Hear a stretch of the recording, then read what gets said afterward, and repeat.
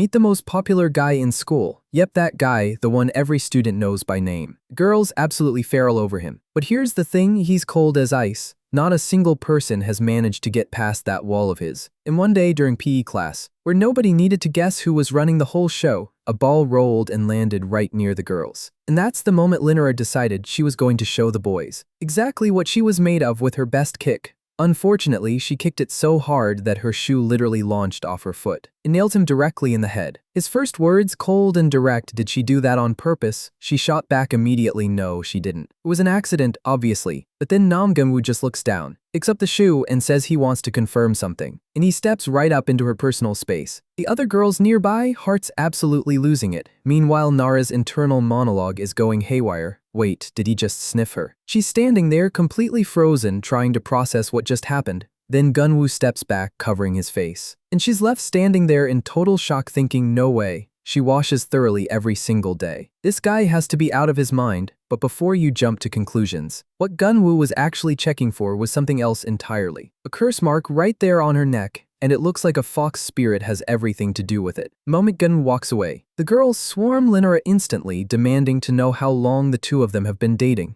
They're completely losing it, calling her lucky, asking what they even talked about, convinced something romantic just went down. Later, alone, Nara is trying to figure out what scent Gunwoo could have possibly picked up on her. Lost in thought, she absently rests her hand against a nearby tree and pulls it back to find a slimy purple mark left behind on the bark. And at that exact moment, an invisible countdown begins ticking. She has 4 hours left to live. Where her hand touched, something dark starts to take shape, a bizarre evil spirit slowly forming right on the tree. Later, back in the classroom, Nara finds herself quietly watching Nam Gunwoo. Athletic, impossibly good-looking, with this magnetic pull that drags everyone's attention toward him effortlessly. Even upperclassmen who have no reason to be there show up just to catch a glimpse of him. Nara's actually impressed, the guy's even taking notes mid-class, which honestly tracks for someone who's undeniably the most popular boy in school. But the more she looks, the more something feels off. She leans in a little closer and realizes his notebook isn't full of class notes.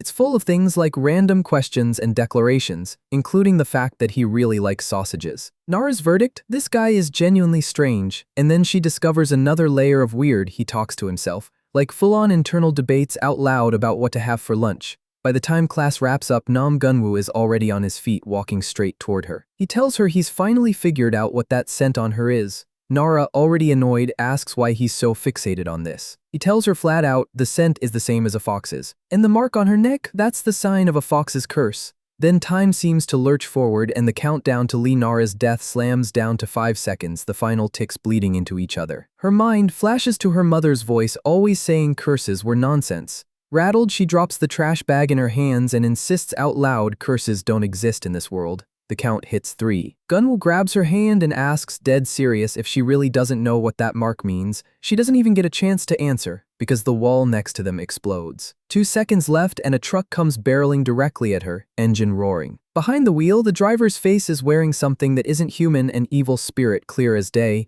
1 second. She's frozen. The impact is inevitable. And then Gunwoo shoves her out of the way hard, putting himself between her and death. The truck slams into the wall with a devastating crash. Nara hits the ground, completely stunned, mind blank. What just happened? Seconds later, she loses consciousness and her soul slips free of her body. She floats above herself, looking down at her own limp form on the ground, genuinely unsure if she's alive or dead.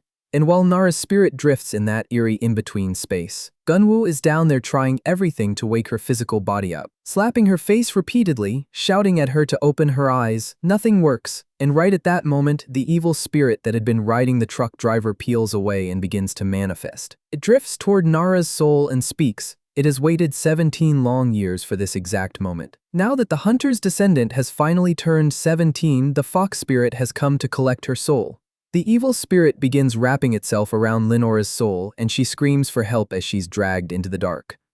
Then out of nowhere, a punch from Nam Gunwoo tears straight through the spirit's slimy form and blows it apart. Nara has no idea how he even did that, but she can feel him grab hold of her spiritual body. He says he can see her clearly, spins her in the air, tells her not to move, and with one massive leap he flips her upside down and shoves her soul straight back into her physical body. She comes to inside a closet, and from somewhere nearby she hears a deep voice saying the room is empty. She braces herself, and what steps through the door is not a person. It's a massive tiger with a knife clenched between its teeth. The tiger spirit mutters that it definitely sensed someone nearby, but looking around finds nothing. Those green eyes sweep right past Nara. It stares directly in her direction but looks straight through her, puzzled, finding the whole thing strange. Meanwhile, Nara is internally convinced she's still dreaming. Then Nam Gunwoo throws the closet door open, startling her completely. She bolts out of there thinking it's the tiger coming for her. It takes a second to register that it's just him, and she calms down enough to ask if he also saw the talking animal. He says that's impossible. She insists she saw it with her own eyes. He then points to a small, harmless tiger cub on the floor and says at the moment that's all it is, just a kitten. Right then, Gunwoo's mother, Nam Aran, walks in and immediately asks if Nara is his girlfriend. Clearly surprised he brought a girl home, he corrects her quickly, she's just a classmate.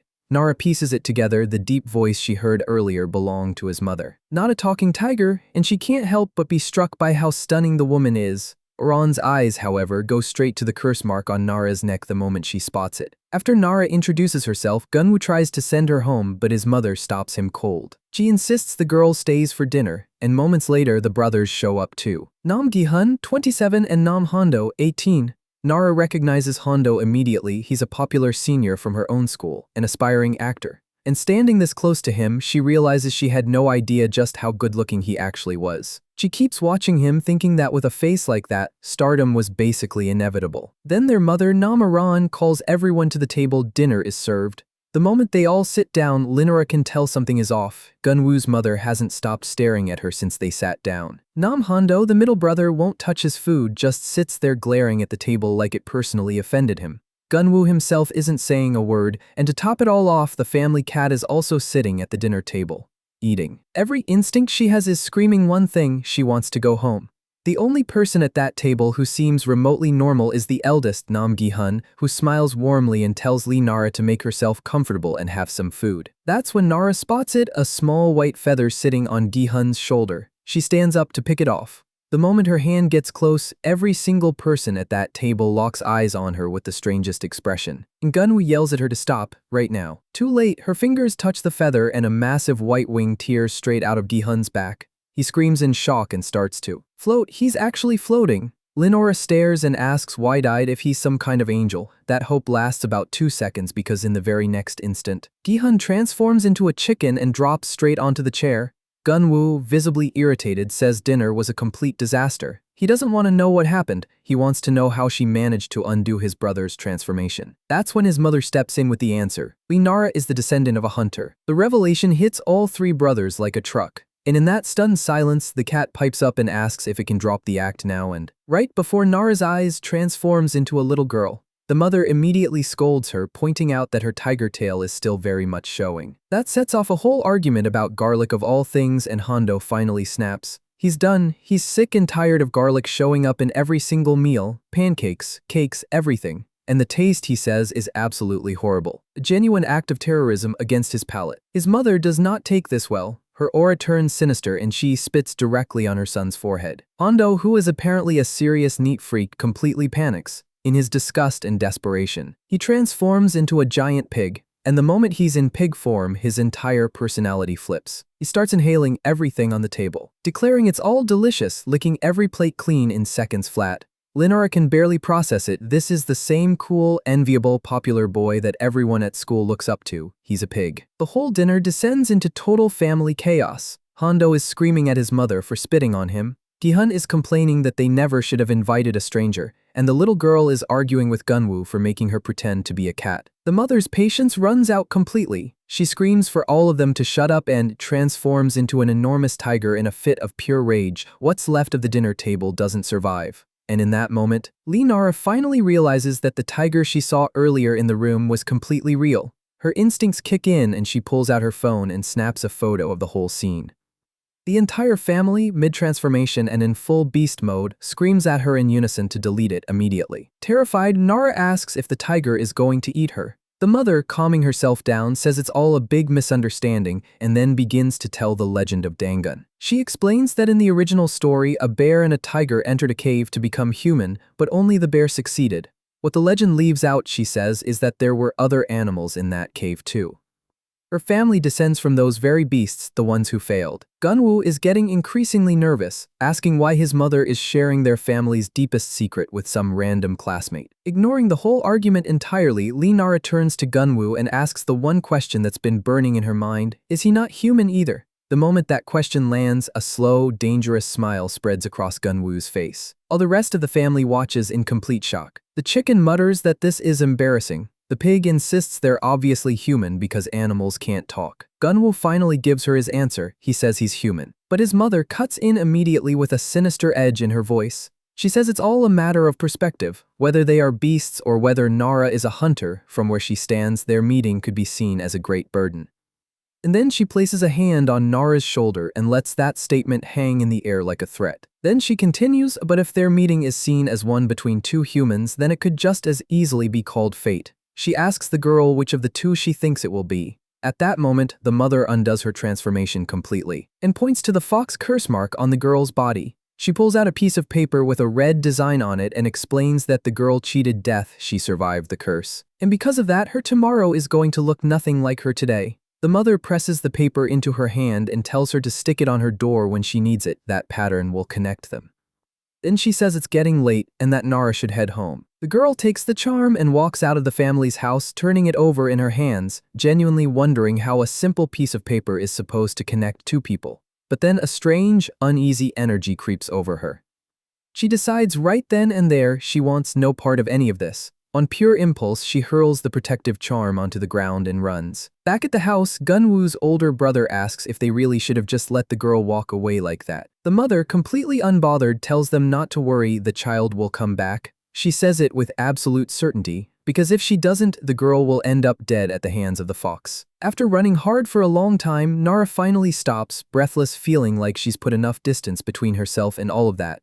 What she doesn't notice, though, is that the protective charm she threw away has somehow found its way back into her backpack. When she gets home, her mother is already on her case about being late, but Nara goes straight to bed. She's completely drained. The day had been an absolute nightmare. She got hit by a truck, nearly had her soul ripped right out of her body by a fox spirit, and found out people can transform into animals. All she wants is to wake up and have it all be a dream. Next morning, her mother's voice yanks her out of sleep, demanding to know if she's planning on going to school or not. Nara jolts up, realizes she's incredibly late, and rushes out the door without even eating. Face barely washed, sneakers crushed flat at the heels because she didn't have time to fix them. It was supposed to be a completely ordinary morning, but at the bus stop, something stops her cold. There, on the shoulders of some guy casually scrolling on his phone, sat a creature that made her blood run cold. And the worst part?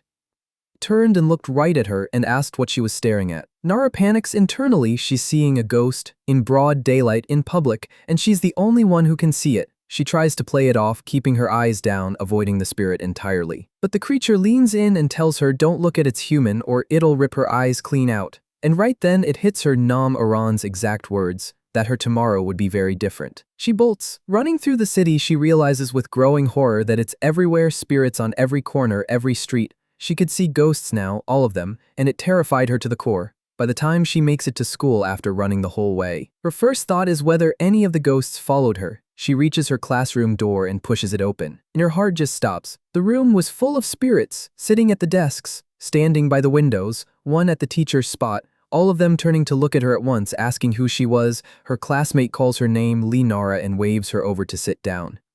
Shaking, Nara quietly pulls the door shut for a moment. The hallway she'd walked 1,000 times, the door she'd opened every single day, it all felt like it belonged to a completely different world now. The normal life of a 17-year-old girl was gone.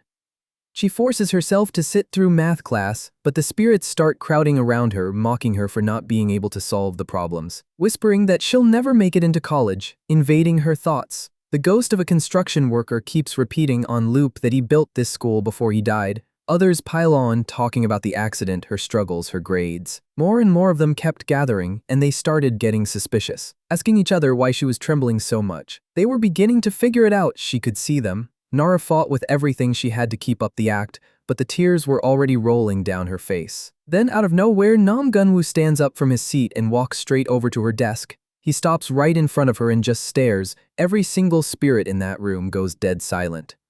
With one deliberate gesture, he uses some kind of barrier to drive out the evil presence, sweeping every last spirit out of the room and closing the door behind them. After class, Nara grabs him by the arm and pulls him aside. She points, visibly shaking, at a spirit lurking under a tree nearby. Gunwoo barely glances at it and says, "Oh, that's the ghost of the lady who ran the snack shop. She always nags him to eat more."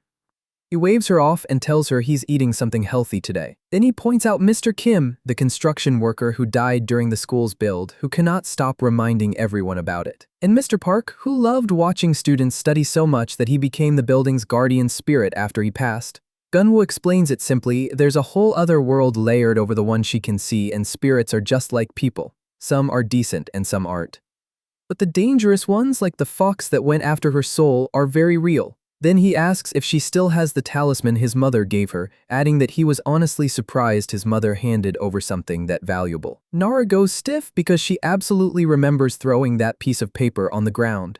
She panics internally, realizing it was a seriously important talisman this whole time. She forces a smile and tells him it's safe at her house. Gunwoo looks at her and says plainly if she wants to live, she needs to put that talisman on her door. The thought of explaining to her mother that she threw away the gift terrifies her more than the spirits. She heads home. The warm smell of dinner drifts through the house. She decides to shower before eating. But mid-wash, a low, unsettling voice echoes through the bathroom. Commenting on how appetizing she smells, an evil spirit in her bathroom, she tells it to get out, completely irritated. A moment later, her mother calls out that she's running to the store for some tofu and asks her daughter to watch the stove. But Nara, still steaming, has already convinced herself that voice belonged to her uncle. Furious, she marches straight to his room and lays into him, telling him he needs to knock. Her uncle, who was at his computer, looks at her in total confusion and quickly closes whatever was on his screen, clearly afraid she might see something.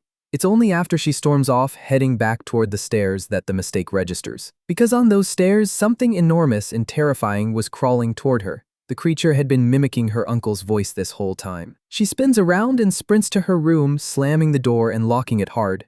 Gunwoo's warning about truly dangerous spirits is suddenly very loud in her memory. The spirit starts mimicking again, asking her to knock, and the creature tries to push through the wall drawn in by her scent. It makes it past the amulet her mother had placed on the door.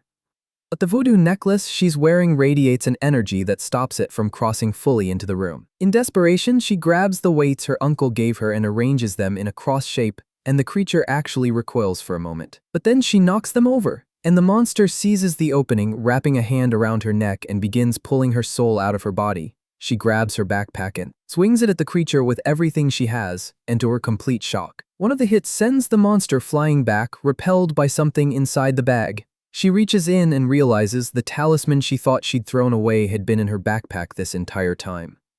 She remembers what Gunwoo told her: she needs to get that talisman onto her door. She scrambles to her feet and collapses to the floor, paralyzed. The ghost was so utterly terrifying that her body just refused to move. Panic taking over, she starts throwing pens at the monster, which does absolutely nothing except make it angrier. It lets out a scream, hurls her against the wall, and once again starts dragging her soul free from her body. And then she realizes she landed right next to the closet door. With the last scrap of will she has left, she tells herself she is not getting eaten by a ghost tonight. And she slaps the talisman against the closet door. For a moment nothing happens, the creature keeps closing in. And then the paper erupts with blinding light. The closet door swings wide open and a hand reaches out from the darkness inside, seizing the spirit. He nearly collapses with relief. Gunwoo steps out of the closet. He has the monster locked in his grip and it stops moving. But Nara is still crying out for help. She can feel her soul coming loose. A powerful electric current surges through Gunwoo's hand and he drives it straight into the creature, tearing a piece of its body clean off and forcing it to release her. The monster regenerates, hands growing back small and deformed, and lunges again.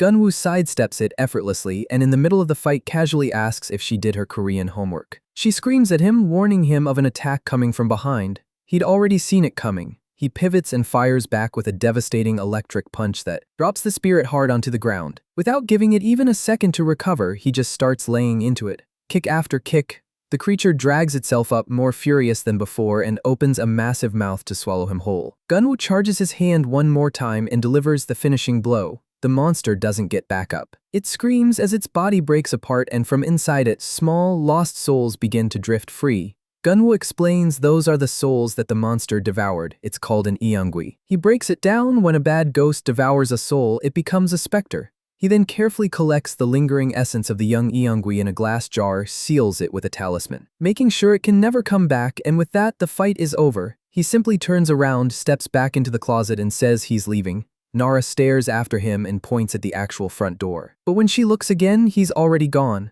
She opens the closet to follow and finds herself stepping out into his room in his house. Gunwoo explains that the talisman is called the Rabbit's Den. It links one door directly to another. Right then, his mother walks into the room and asks how the hunt went, and Lenora finally completely breaks. She starts crying and says it was terrifying. His mother then calmly explains the real problem. It's Nara herself. Her soul is essentially the most irresistible prey imaginable. That's why specters keep coming for her. These creatures are driven by an endless, consuming hunger, and they devour everything in their path. Nam Aran explains further, for specters that exist in darkness, Lenora's soul is prey. They are essentially given permission to hunt. That is the true meaning of the mark on her neck. From this day forward, every specter that catches her scent will come after her.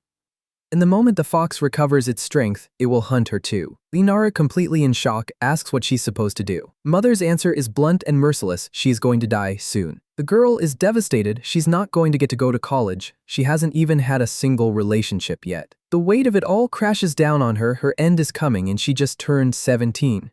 But then the mother offers one thread of hope: Gunwoo will protect her. The boy makes it abundantly clear that he is not happy about this, but ultimately he agrees. He asks his mother why it has to be him. Why does he have to be Nara's protector?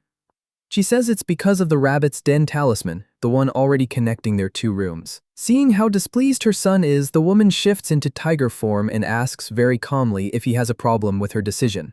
Lenora, on the other hand, is suddenly filled with hope.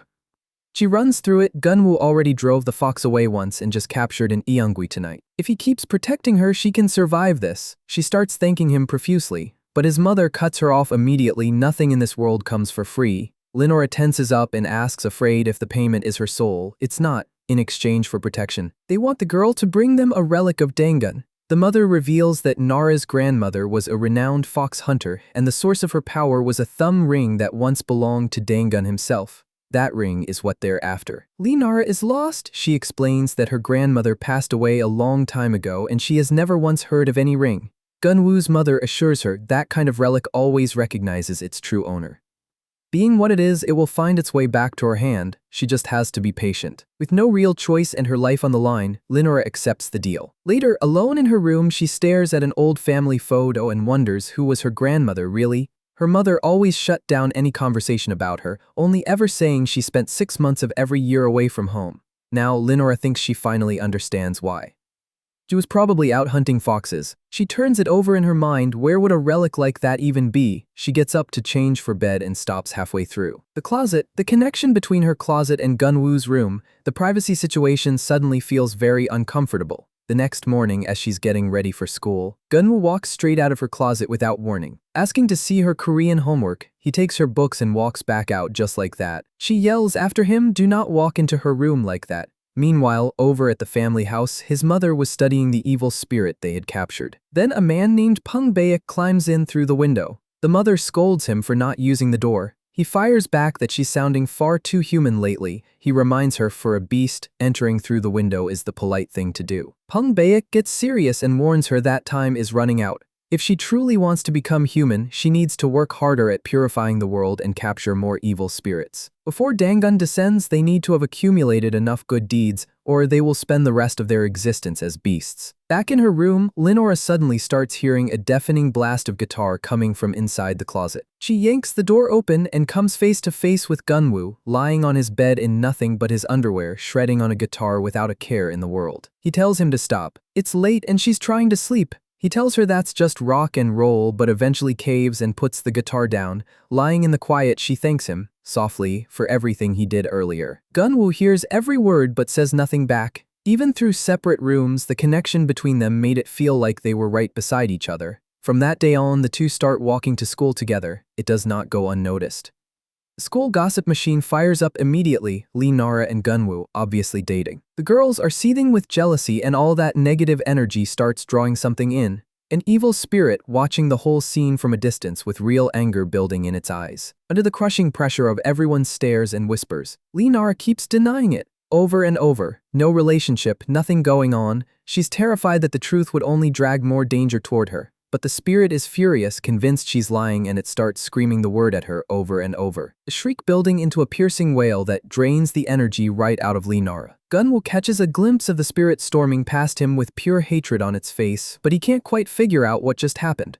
The ghost keeps going, muttering to itself that Lee Nara is a wicked, wicked girl and right there in that dark corner. A voice rises from the shadows, low, deliberate, asking if it can be of assistance. The fox spirit, offering to handle the girl personally, without a moment's hesitation. Fox simply swallows the girl's ghost whole. And with that, it grows, the two spirits merging into something bigger and worse, dripping black sludge from every edge. The creature begins moving through the school, but it knows this still isn't enough. It needs more souls, more power. And it already has its next target in sight, the lunchbox ghost perched in a nearby tree. The fox spirit slides along the school walls, silent and predatory, until it reaches the lunchbox ghost. Without even pausing, it thanks the poor thing for the meal and devours it. Meanwhile, class lets out. Lee Nara notices something that unsettles her immediately. School is unusually quiet. The teacher dismisses everyone and students begin heading out. On their way, Jinwoo asks if she's seen any spirits around. He suggests the ghosts might have all gathered somewhere to watch something interesting, but then Lee Nara realizes that even the lunchbox ghost, who was always hanging around nearby, is completely gone. That detail puts Gunwoo on immediate high alert. He reaches into his pocket, pulls out a piece of chalk, draws a large white circle on the ground. He puts Nara in the center of it and explains as long as she stays inside this circle, the Eungwi won't be able to see her. He tells her not to step outside it for any reason.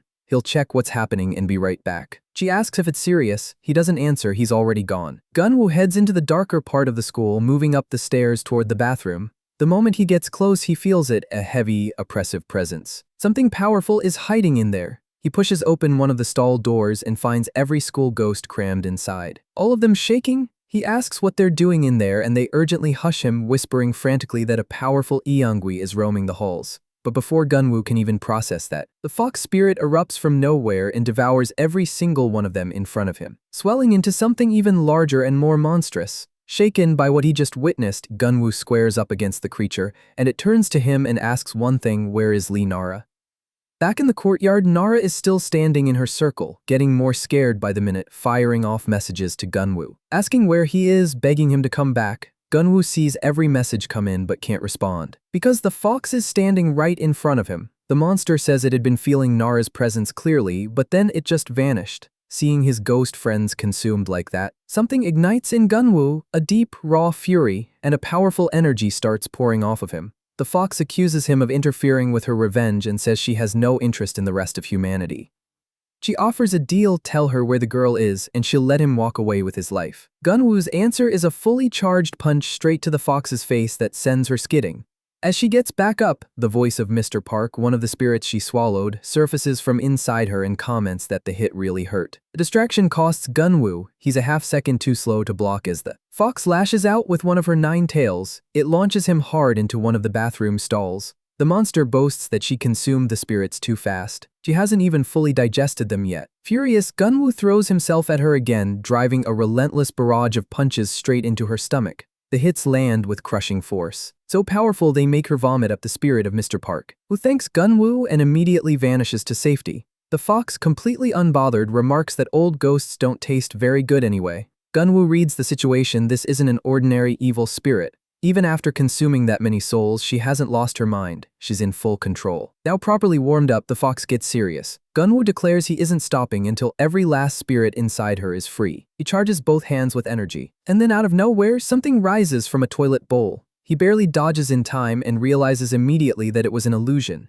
The fox had used one of her tails to transform into a toilet to catch him off guard. She warns him to watch his step. He looks down, the floor is covered in fangs. He leaps back a split second before they snap shut. In the air, he clocks the ceiling lights, also traps. He kicks off the ceiling, redirects himself back to the floor, and barely clears another stall that lunges at him. He figures it out, all the illusions are coming from the 9 tails. He decides to stop reacting and just charge straight through. He goes in and drives a powerful knee directly into the fox's face. Follows up with an overhead slam that crashes her into the floor. He winds up for the finishing blow. And one of her tails wraps around his arm and stops it dead. He looks at his arm and watches it warp and shift, taking on something monstrous, something beast-like, radiating with raw energy. The fox starts taunting him, asking why something like him wastes his time protecting humans.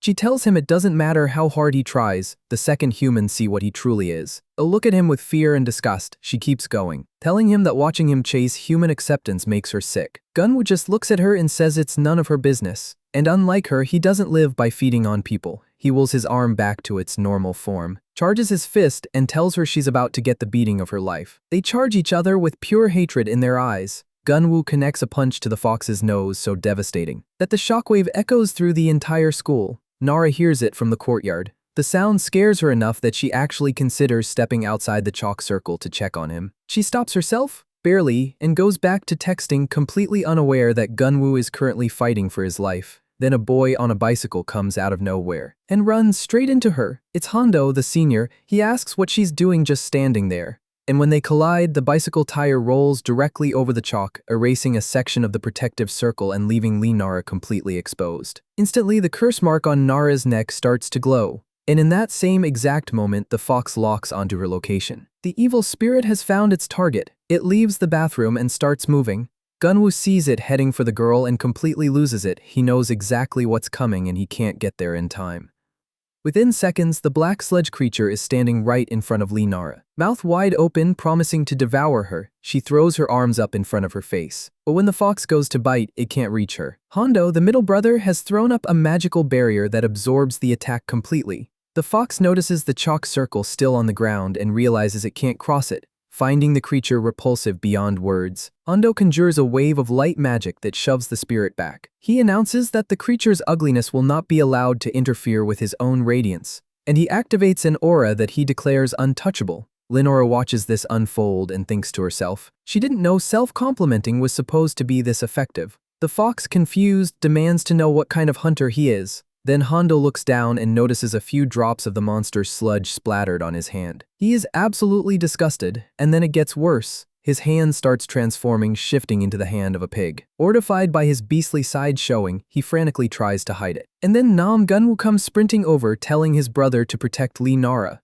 The fox sneers. No matter how much they fight, the girl's life belongs to her. Hondo ignores it entirely. He scoops Nara onto his bicycle and starts pedaling. She asks if he's really just going to leave Gunwoo behind. He explains if he actually fights the spirit, he'll transform completely into a pig, and that is something he finds completely unacceptable. So he pedals faster. They're running. The fox doesn't let up and gives chase at terrifying speed. The pursuit is so intense and chaotic that Hondo turns around and blames the girl for the entire situation. Nara nearly flies off on a sharp corner, and he catches her by the tie at the last second. Then the fox bursts through a wall directly in front of them, snapping at them both from every angle. Its sludge body starts wrapping around them, and at the last possible second, Gunwoo drops in from above with a full-force kick that sends the monster flying, both of them saved. But now Hondo is absolutely drenched in sludge. And he knows exactly what that means, a full pig transformation, in front of everyone. Nara even points out that he looks like he's getting fatter. The fox clocks it too, he's definitely not human, and the transformation starts accelerating. The younger brother tries to help, but Hondo was already pedaling as fast as his changing body allowed, weaving through pedestrians, nearly running over everyone in his path. He barely swerves around a mother pushing a stroller, yanks the bike into a hard turn, goes flying straight off an overpass. For a moment, they're airborne, then they come down a steep, brutal ramp and crash directly into a mountain of trash at the bottom. When the dust settles, the transformation is complete. Hondo is now a fully enormous pig and he is still pedaling. Angrily, Gunwoo slides down the ramp right after them and catches up. He steps in front of the fox, planting himself between the monster and the others, and the aura coming off him is not small. The older brother tells him to keep a cool head. Gunwoo turns to the pig and asks how far he thinks he's going to run looking like this and tells him the running is done. Fight, it's time to end this. The fox lunges at all three of them at once, but the pig uses its massive body to deliver one thundering kick straight to the monster's mouth. It goes down. Gunwoo doesn't waste a single second. He charges both hands and unleashes a massive punch loaded with pure spiritual energy. It connects dead center on the fox, shattering the evil spirit, and leaving Nara completely stunned by what these two brothers just pulled off. But even at the very end, what remains of the fox reaches out and wraps itself around Nara's body. Then it vanishes. Nara collapses on the spot. Both brothers rush to her. The giant pig is convinced she's dead, but Gunwoo tells him to stop being dramatic. He explains that her soul just left her body. She fainted. They try to figure out where her soul went. The fox must have used some kind of transformation magic to hide it. Gunwoo starts attacking everything around him. he punches a tree, elbows a post, desperately searching for any trace of the girl's soul, even hurting himself in the process. Somewhere far from all of that, Linara's spirit drifts through a vast, empty darkness, feeling utterly lifeless. The souls of Mr. Kim the construction worker and the woman from the school suddenly appear beside her, urging her to run. Before she can even react, a sludge tentacle from the fox coils around her foot and drags her down into the dark. And she sees a light. She pushes through a hole toward it. It pulls her into someone else's memory. She sees a man grief-stricken saying he couldn't keep his promise because humans had killed the woman he loved and their child. Nara understands what she's looking at. The fox's past, the origin of everything. Then the vision shifts and it becomes her own family's memory. She sees her grandmother, who in the past had eaten fox livers, which led the fox spirit to place a curse on her entire bloodline. And then she sees her grandmother shielding her granddaughter, still just a baby, with her own life. In that moment, Nara finally understands everything.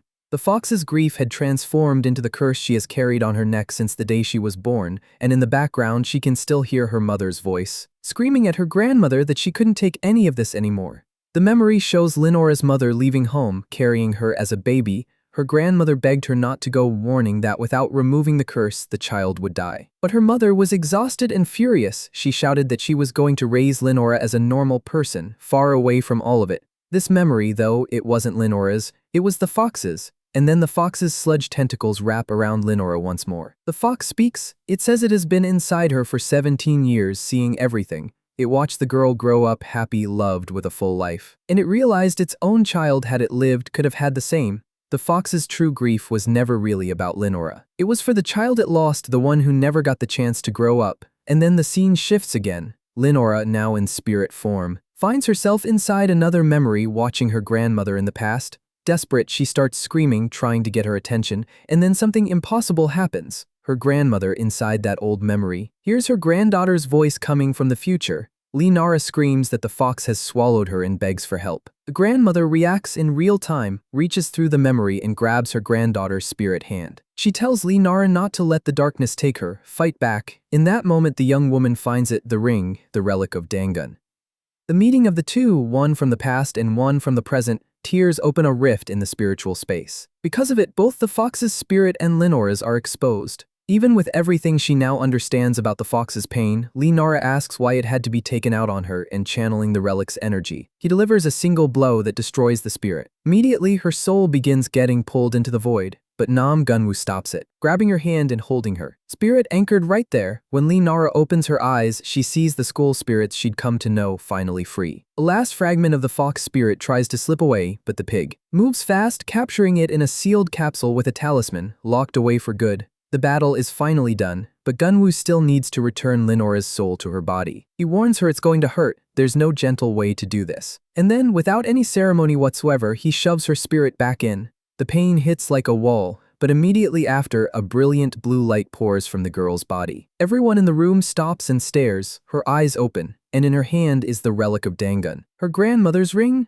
After all that chaos, the three of them are completely spent and starving. So they end up at a convenience store, eating like they haven't touched food in days. Between bites, Gunwoo asks about the ring. Linara tells him what happened, and it sounds completely unbelievable. Her grandmother handed it to her from inside a memory. Across time and space. His brother's immediate reaction is that she must have taken a hit to the head because being recognized by a memory is impossible. Linara says she doesn't know how it happened either, and honestly, she doesn't care. She got to speak with her grandmother, even if just for a moment. That was enough. Back at the family home, they hand over the imprisoned fox soul to his mother, who is immediately fascinated by the ring. She explains that it is a sacred relic capable of amplifying spiritual power 100-fold. And that information lights a greedy fire in everyone in the room. The mother is first to try it on. The ring launches itself off her finger and rejects her entirely. The older brother steps forward and demands his turn. Invoking the right of firstborn, he slides it on, and for one brilliant instant, an intense glow surrounds him. An enormous angel wings burst from his back, but the glory does not last. He transforms into a chicken and drops straight onto the chair. The ring flies off and lands right back in Linora's hands. Nam Gunwoo says it plainly, the relic has chosen its master. Nara, who has no idea what she's holding, puts the ring on her thumb, and in that instant, a blinding light fills the entire room, the house shaking violently. A strong wind tears through the space and then, suddenly, a red liquid with the sharp smell of iron appears on the table. Power radiating from the ring is overwhelming, and every single person in the room loses control and transforms into their beast forms. And then in the middle of the room, a figure materializes, floating. An old man draped in animal pelts introduces himself as the ancestral deity of hunters. He says he has been waiting for the ring to find its next successor and Lee Nara is the chosen one. With everyone frozen in place, the old man announces that he will tell her a truth she does not yet know. The ancestral deity reveals it plainly: there are beasts in this world that wear human skin to sow chaos among the living. The family standing right behind the old man goes visibly tense at those words. Nara senses the danger and subtly tries to redirect the deity's attention so they won't be found out. The old man continues, evil beings are drawn to this relic, and because she is so pure, she will face many trials ahead. Before he departs, the deity gives her one final piece of guidance. Never trust the beasts. And with that, the ancestral deity is gone. The moment he disappears, the family drops the act and returns to their human forms. Lee Nara is left sitting there, turning it all over in her mind. She is a hunter who will not hunt. Meanwhile, somewhere else, the family's companion Pung Baek finishes his bath and quickly transforms back into his human shape. He checks himself out in the mirror, pleased with what he sees. Then he spots something, a red +1 mark on his back, a marker that indicates an unusually high-level spirit. Pung Baek is genuinely surprised. He's never encountered a spirit this powerful from the fox tribe before. He asks the matriarch how she found one like this. The woman just smiles and tells him trade secret. Back to her normal life, or whatever's left of it, Lee Nara is studying with Nam Gunwoo and casually comments that even her pencil glows now. Joking, she says she's basically a magical girl and threatens to use the pencil to take out any monster that shows up. Gunwoo, not amused, tells her to get back to the homework, so naturally, she uses a hair tie as a slingshot and fires the pencil. It flies like an arrow, no, faster than an arrow, punching straight through the wall with a trail of spiraling energy, and disappearing over the horizon, passing several buildings on the way. She stands there with her mouth open, no idea how she did that. Gunwoo encourages her to try again. She loads up hair tie, thumb ring, pencil, and fires, except this time. Makeshift arrow nails her mother square in the face, her mother who had just walked in at exactly the wrong moment. The house starts shaking as the woman transforms into a furious tiger, screaming that she will destroy them both. Once the chaos dies down and the mother returns to her human form, she notices the pencil arrow is nowhere to be found. She explains, a hunter's arrow always chases evil energy. Nara needs training, real training. That lands strangely on the girl and leaves her thinking. If the arrow chases evil energy, why did it hit her mother? She thinks back to the deity's warning, never trust the beasts. A seed of suspicion starts to take root. Late in the evening, she decides to head out and steps back through the closet into her own room. She puts off the homework and falls asleep the second she hits the bed. But in the middle of the night, Nara wakes up craving something sweet and wanders to the kitchen. She closes the refrigerator door and comes face to face with something deeply wrong standing right there. She goes completely blank, pretends she didn't see a thing and tries to walk away. Then she hears groaning. The ghost has her pencil lodged in its chest and is demanding she take it out immediately. The next morning, Lee Nara looks like she hasn't slept in a week. She hasn't. The ghost harassed her straight through her dreams. She puts it together, the pencil started all of this. And until she gets it back, the spirits will not leave her alone. On her way, she starts to realize that the pencil she threw as a joke had caused a lot more damage than she expected, apparently hitting right into a nest of spirits. The path leads her to an abandoned house she recognizes from childhood. Back then, she was so scared of the place she always took a different route just to avoid it. She has no idea why she's even walking this way. Adults don't come near this area either. She remembers hearing that the former resident died under mysterious circumstances, and more recently, the place had been used as a hideout for gangsters running illegal operations. Inside that abandoned house, some guy named Minzu was taunting his crew, calling them cowards, asking if they were scared, wondering what they'd say if they got locked up for being this soft. Mid-roast, one of them told the girl in the group to stop smoking. The smell was getting into their clothes. Nobody in that room had lit a single cigarette. A thick, unnatural smoke started seeping through the room, slowly building, slowly taking shape until it formed into a terrifying spirit with a wide, jagged grin. The moment they registered what was standing in the room with them, the whole group absolutely lost it. Cut to Lee Nara now standing outside the property. The entire place is cordoned off with police tape. Apparently, the group of youths who went inside simply vanished. Curious, uneasy. She decides to take a quick look and see what's going on. She pushes in and finds a massive tree far bigger than it looked from the outside. And there, her pencil stuck right in the middle of the trunk. It had flown an absurd distance to end up here. She remembered what the matriarch said: the hunter's arrow always chases evil energy, and this pencil had followed that rule to the letter. The whole thing felt deeply wrong, and she knew the ghost from her dreams would keep tormenting her until she pulled that pencil free. She tried calling out to the spirit, asking it to come to her so she could remove it herself. The ghost didn't obey. With no other option and no one around to stop her, she decided to go in, get it done fast, and get out. But the moment she stepped onto the property, her foot landed on a patch of soft ground and she dropped straight through, landing in complete darkness. Her back hit a car on the way down and she realized she was in an underground garage, total darkness, no idea which way was out.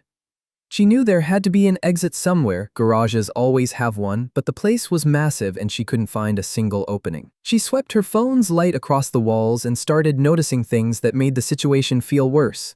Thick, gnarled tree roots had pushed through the walls and spread across the entire underground space like something had been growing there for a very long time.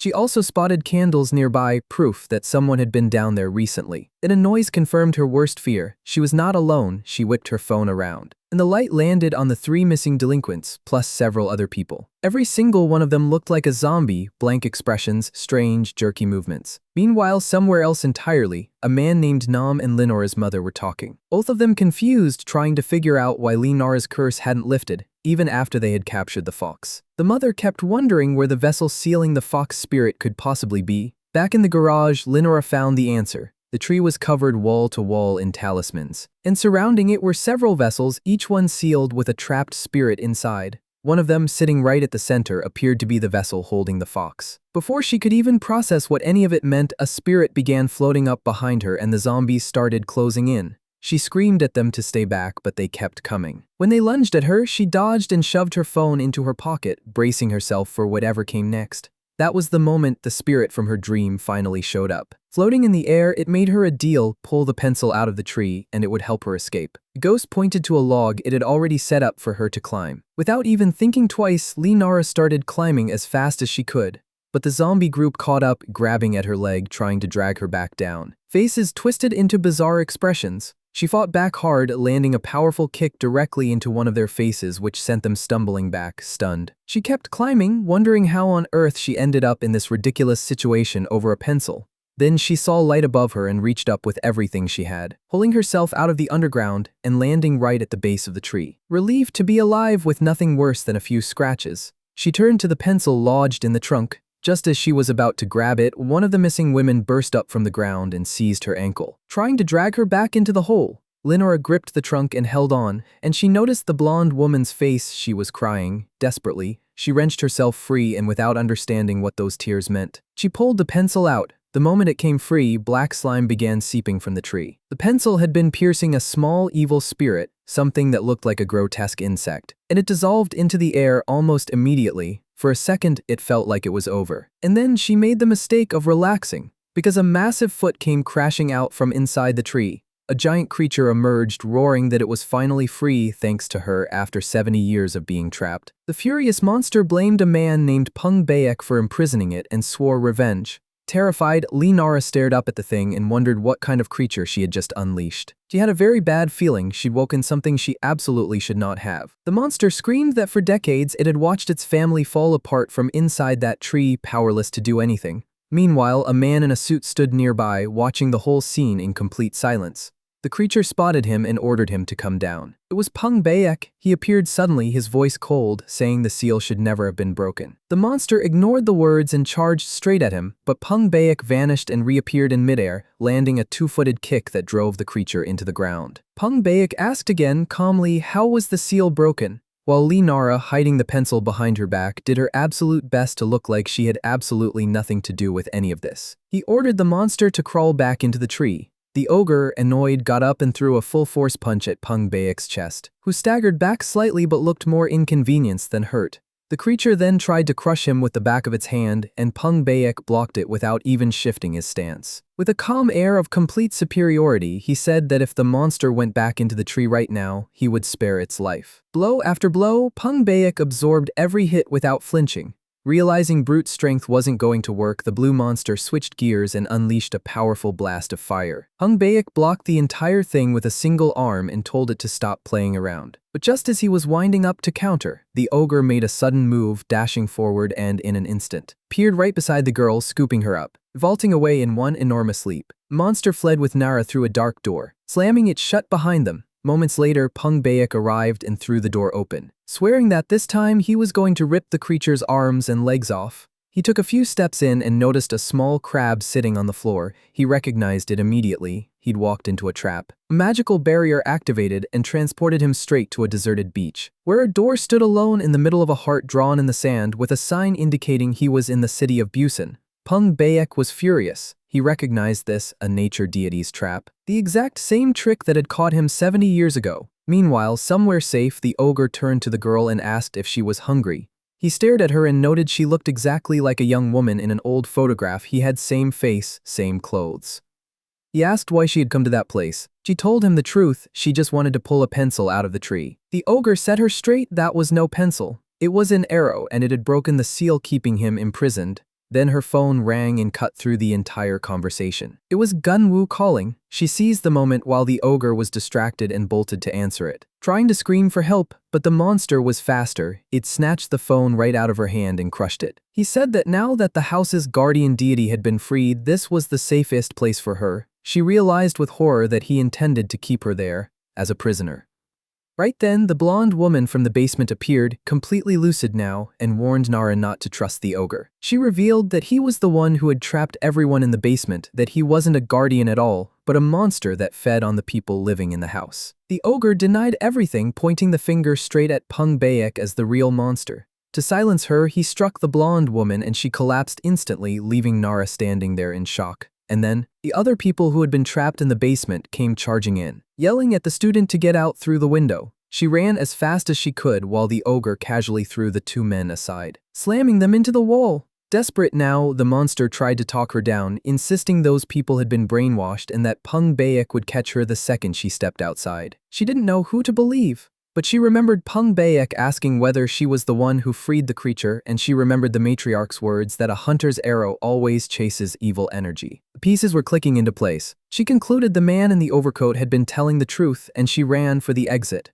The ogre, furious that she wasn't buying it, stopped her cold, slamming her against the wall hard enough to knock her unconscious. While she was out, a neural connection severed somewhere. The man in the cap who had been with her this whole time was actually clone controlled remotely by Pung Baek. The ogre's blow had cut the link high up on a distant rooftop. The real Pung Baek felt the connection snap and immediately moved toward the scene. Back at the house, the blue ogre decided to grab something to eat before dealing with the situation, quietly feeling guilty about having to hurt the girl, even if he told himself it was to protect her. Just then, a car pulled up in front of the abandoned house. Inside, Namaran and her family of hunters. The matriarch picked up on Lee Nara's spiritual energy coming from inside the building. Her son joked that she was probably just using a tracking app. The family opened the trunk and started equipping themselves with an arsenal of talisman-wrapped weapons. Ready to go, the mother's focus was on recovering the relic. Nam's priority was getting Lee Nara out. Nam moved first, vaulting over the wall in one clean motion. The matriarch stopped to study the tree in the garden. Something about it wasn't right. He knocked on the door, no answer. When they opened it, they found a dark, deeply unsettling place.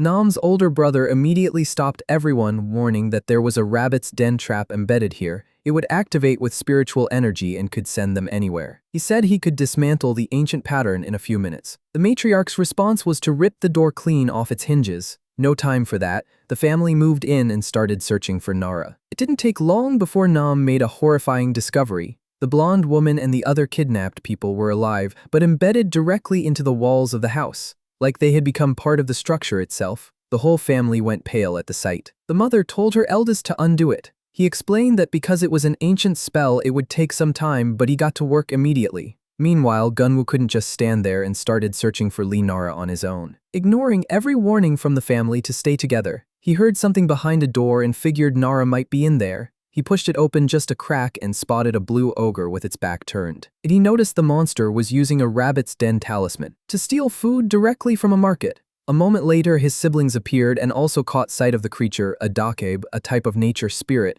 The dakabe sensed them, but too late. Gunwoo was already charging enchanted baseball bat in hand. He landed a hit on the monster's head and demanded to know where Nara was. The creature barely registered the damage and just asked who he was. Gunwoo attacked again, demanding it return his friend. The monster cursed at him, clearly annoyed. Gunwoo wasn't letting up. He drove a hit into the enemy's stomach and charged the bat with electricity for a stronger follow-up. Even with the electric strike, the monster didn't so much as flinch. In response, the blue creature unleashed a rapid flurry of punches. One of them connected with Gunwoo's arm and sent him crashing into a wall. He landed hard and realized the truth. This enemy was on a completely different level. The nature spirit had been mid-meal and was not happy about being interrupted. And as it wound up to strike Gunwoo again, the mother stepped in and delivered one single, devastating slap to the monster's face. The blow was so absurdly powerful it sent the creature flying across the entire room, taking catastrophic damage from one hit. The matriarch then calmly asked where the sacred relic was. The Dokabe, still completely dazed, could only ask what on earth had just hit it. The mother told Gunwoo and Hondo to go find Nara while she and her eldest handled the ogre. Then a second later, she changed her mind and waved even her eldest son off, saying she wanted to stretch a little. It had been a while since she'd had a proper fight. The spirit started piecing things together. Her power wasn't spiritual at all. It began to wonder how she even knew Pung Baek. It assumed she had to be one of his servants to be walking around this strong. The matriarch was offended. She made it very clear their relationship was one of partnership and mutual benefit, not servitude. Just hearing Pung Baek's name lit a fire in her, and the Dokabe, fueled by its own rage, called her a servant and lunged. It threw a punch and she caught it with her palm. The monster swung with its other arm, and the closer they got, the clearer it became. She had no spiritual power at all, just raw, terrifying physical strength. Refusing to lose, the two of them locked into a pure clash of strength. The Dokabe had to admit she was strong. The matriarch taunted it right back, saying she hadn't even used half of her power yet. The monster shot back that it hadn't used a quarter of its own either, and now they were both trading insults while trading blows. Slowly but surely, the woman began to dominate, pushing the spirit down inch by inch until it was being driven into the floor. It asked desperately what she even was. Her answer was a punch directly to its face that ended the debate. While that fight was going on, Hondo, his older brother, and Gunwoo headed upstairs to find Nara. The place was a mess, thick with dust and actively falling apart around them. Gunwoo started calling out her name until he heard something coming from one of the rooms. They pushed the door open and found the girl gagged, lying on the floor. The strangest part, she was completely knocked out, fast asleep and snoring. None of them could even begin to explain how she was sleeping through this. Gunwoo shook her a few times and his voice finally pulled her awake. He asked if she was okay and untied her. Then he asked why she hadn't answered her phone, but before she could say anything, Nara threw her arms around him, saying she went through something terrifying and just needed a second to breathe. In that moment, Gunwoo was reminded of exactly how dangerous the world his friend had stumbled into really was. Back to the fight, the Dokabe still wasn't done. It and the matriarch exchanged a few more punches, until the blue monster grabbed hold of her and dragged her through the walls, smashing through everything in their path. She felt her back slamming into wall after wall. That was enough. The woman dropped all pretense and revealed her true form, a massive tiger. 2 swipes of her claws left the monster gravely wounded and staring at her in disbelief. The sheer force of their clash made the entire house tremble, and the ceiling of the room where Gunwoo and Nara were gave out completely. During the fall, Gunwoo wrapped himself around Nara and held tight. And by sheer luck, they landed on a bed, which cushioned the whole impact. The family regrouped in the new location and looked around. They quickly realized they were somewhere strange, surrounded by piles of sealed, empty containers stacked everywhere. Matriarch demanded the Dokabe explain what this place was. It revealed that the place was both a prison and a storehouse built by Pung Baek. He would capture spirits called Iangui, lock them in here to feed on each other, and then simply devour whichever one survived the strongest. The mother refused to believe it. She said he would never do something like that. She remembered him urging her to purify the world, telling her that one day she could become human. The blue ogre held firm. Pung Baek was dying, he said, hollowing out from the inside, devouring Iangui just to keep himself alive a little longer. And at that exact moment, Pung Baek himself materialized in the middle of the room. The Dokabe laid it out plainly. By consuming so many spirits over the years, Pung Baek had become a high-level Iangui himself. For a long time, he had dedicated himself to saving humans, and death was all he received in return. The thought of simply vanishing terrified him. Desperate, he had begged the gods for a way out, but the deities stayed silent. And that silence pushed him down this dark path. In his desperation to survive, Pung Baek tried everything he could think of. One day, he ended up consuming an Iangui and the effect stunned him. He realized he could not only survive but actually heal part of his condition without having to beg or humiliate himself before the gods. It felt like freedom. But what started as a single desperate sip became an addiction he couldn't control. Peng Baek sank deeper and deeper, filling himself with spirits only to feel a withdrawal so violent it drove him to crave more. The hunger grew into a pain so consuming he could barely remember what he had originally been fighting for. It was in that state that he stumbled upon an ancient tree in the garden of a house. That tree was full of Iangui, gathered over 300 years by a Dakeib. To protect its family, without a second thought, Peng Baek sealed the nature spirit guarding the tree, and like a farmer harvesting fruit, he helped himself to every last one of those aged spirits. Back in the present, Peng Baek decided it was time to wrap things up. The Dakeib's matriarch faced him directly, finally seeing the face of the traitor up close. She asked with cold irony if he had enjoyed the evil spirits she had worked so hard to capture, the very ones he stole from her. Peng Baek responded with complete arrogance. He said he had no reason to refuse such a generous gift. He taunted them, said they had crawled like dogs trying to become human, and that he had simply treated them the way beasts deserve to be treated. The matriarch's fury was immediate, and even young Nara felt her blood boil at those words. Peng Baek then revealed his plan without a single trace of shame. To him, discarding things that had become useless was simply natural. He had already secured enough Iangui, built up a more than sufficient supply. The tree was empty. The family had no more use to him. It was time to dispose of them. At that moment, the body of the nature spirit, the tree itself, erupted in blue flames. And the fire spread fast, engulfing the house and trapping everyone inside. Peng Baek told them they would burn slowly to the very end and turn to vanish. But the eldest son moved immediately, trapping the villain in crimson chains before he could disappear. The mother lunged and attacked, but his body, saturated with consumed spirits, absorbed every blow without damage. Peng Baek transformed, his face splitting between human and Iangui, and cursed the family, swearing he would eliminate every last beast with his own hands. He activated his black serpent magic, and claws of sludge erupted from the ground, pinning the matriarch and the eldest son against the wall. When it seemed like there was no way out, the nature spirit used the very last of its strength to seize Peng Baek, trying to drag him into the flames along with itself. And at the same moment, the Dakeib exploded with rage and threw itself at the villain with a relentless storm of powerful blows. Peng Baek broke free and grabbed the Dakeib by the neck, snarling that it didn't know what it felt like to be abandoned. But Gunwoo cut in, suggesting that maybe Peng Baek did know exactly what that felt like. Maybe he had become useless to someone too. Maybe he was being discarded right now. The words landed, the villain froze just for an instant. And that instant was enough for the Dakeib to break free. At that exact moment, a spectral blue arrow pierced Peng Baek straight through the chest. It was Nara. She had improvised a weapon on the spot using a pencil, a hair tie, and her thumb ring. Gunwoo didn't waste a single second. He drove a massive, fully charged punch straight into the villain's chest. The thunder strike hit with such devastating force that every Iangui Peng Baek had ever consumed was expelled from his body at once, dissolving on the floor. Stripped of the spirits, he lost everything. His body began to collapse. His face started to melt.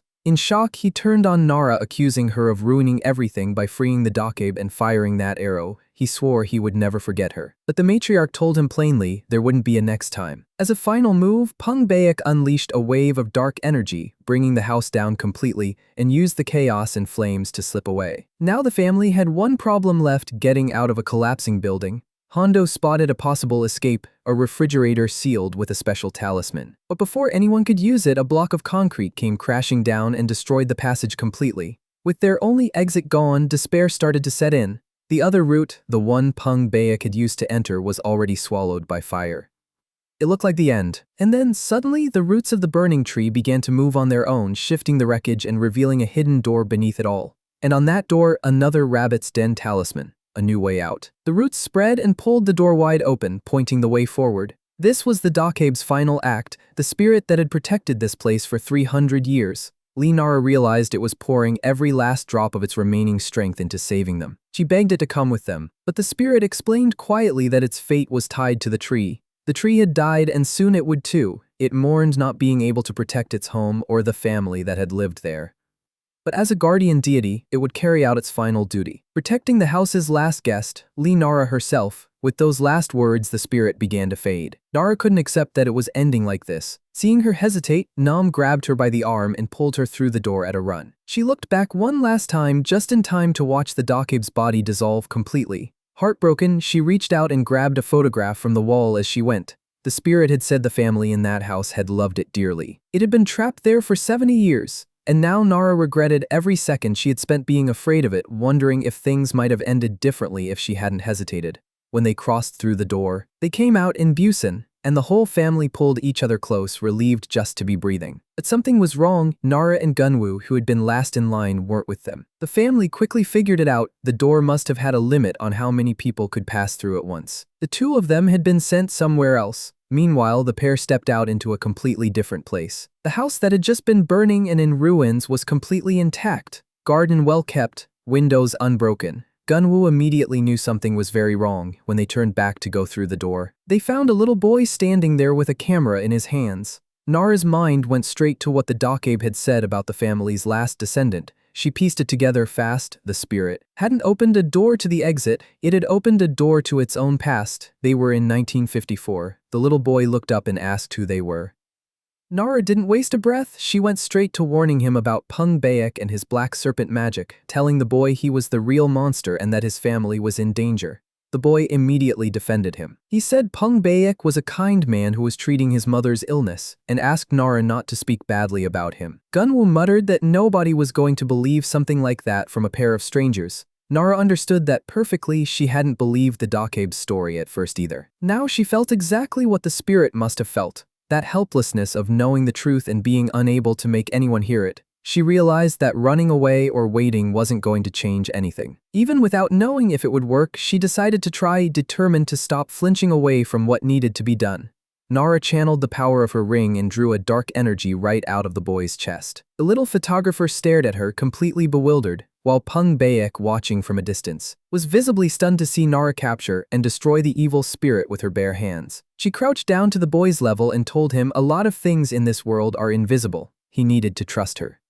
And to show him she meant it, she held out the burnt photograph she had taken from the wall, asking him to set aside whatever he thought he knew and look for the sincerity in people. At that moment, Dr. Pung Baek began walking toward them. The door back to the future started pulling itself shut. Nam shouted at Nara to move. If she didn't get through now, she would be stuck in 1954 forever. Before she crossed through, she turned and called out to the Dokabe still trapped inside the tree, and promised that she would come back for it one day. She would free it. The spirit heard those words and went completely still with shock. A moment later, Pung Baek reached the door and wrenched it open and found no one there. The girl had left behind words the Dokabe couldn't yet understand, but which gave it something it hadn't felt in a very long time: hope. Even with its body sealed inside that tree, it held on, watching through the window as a happy family built their life around it.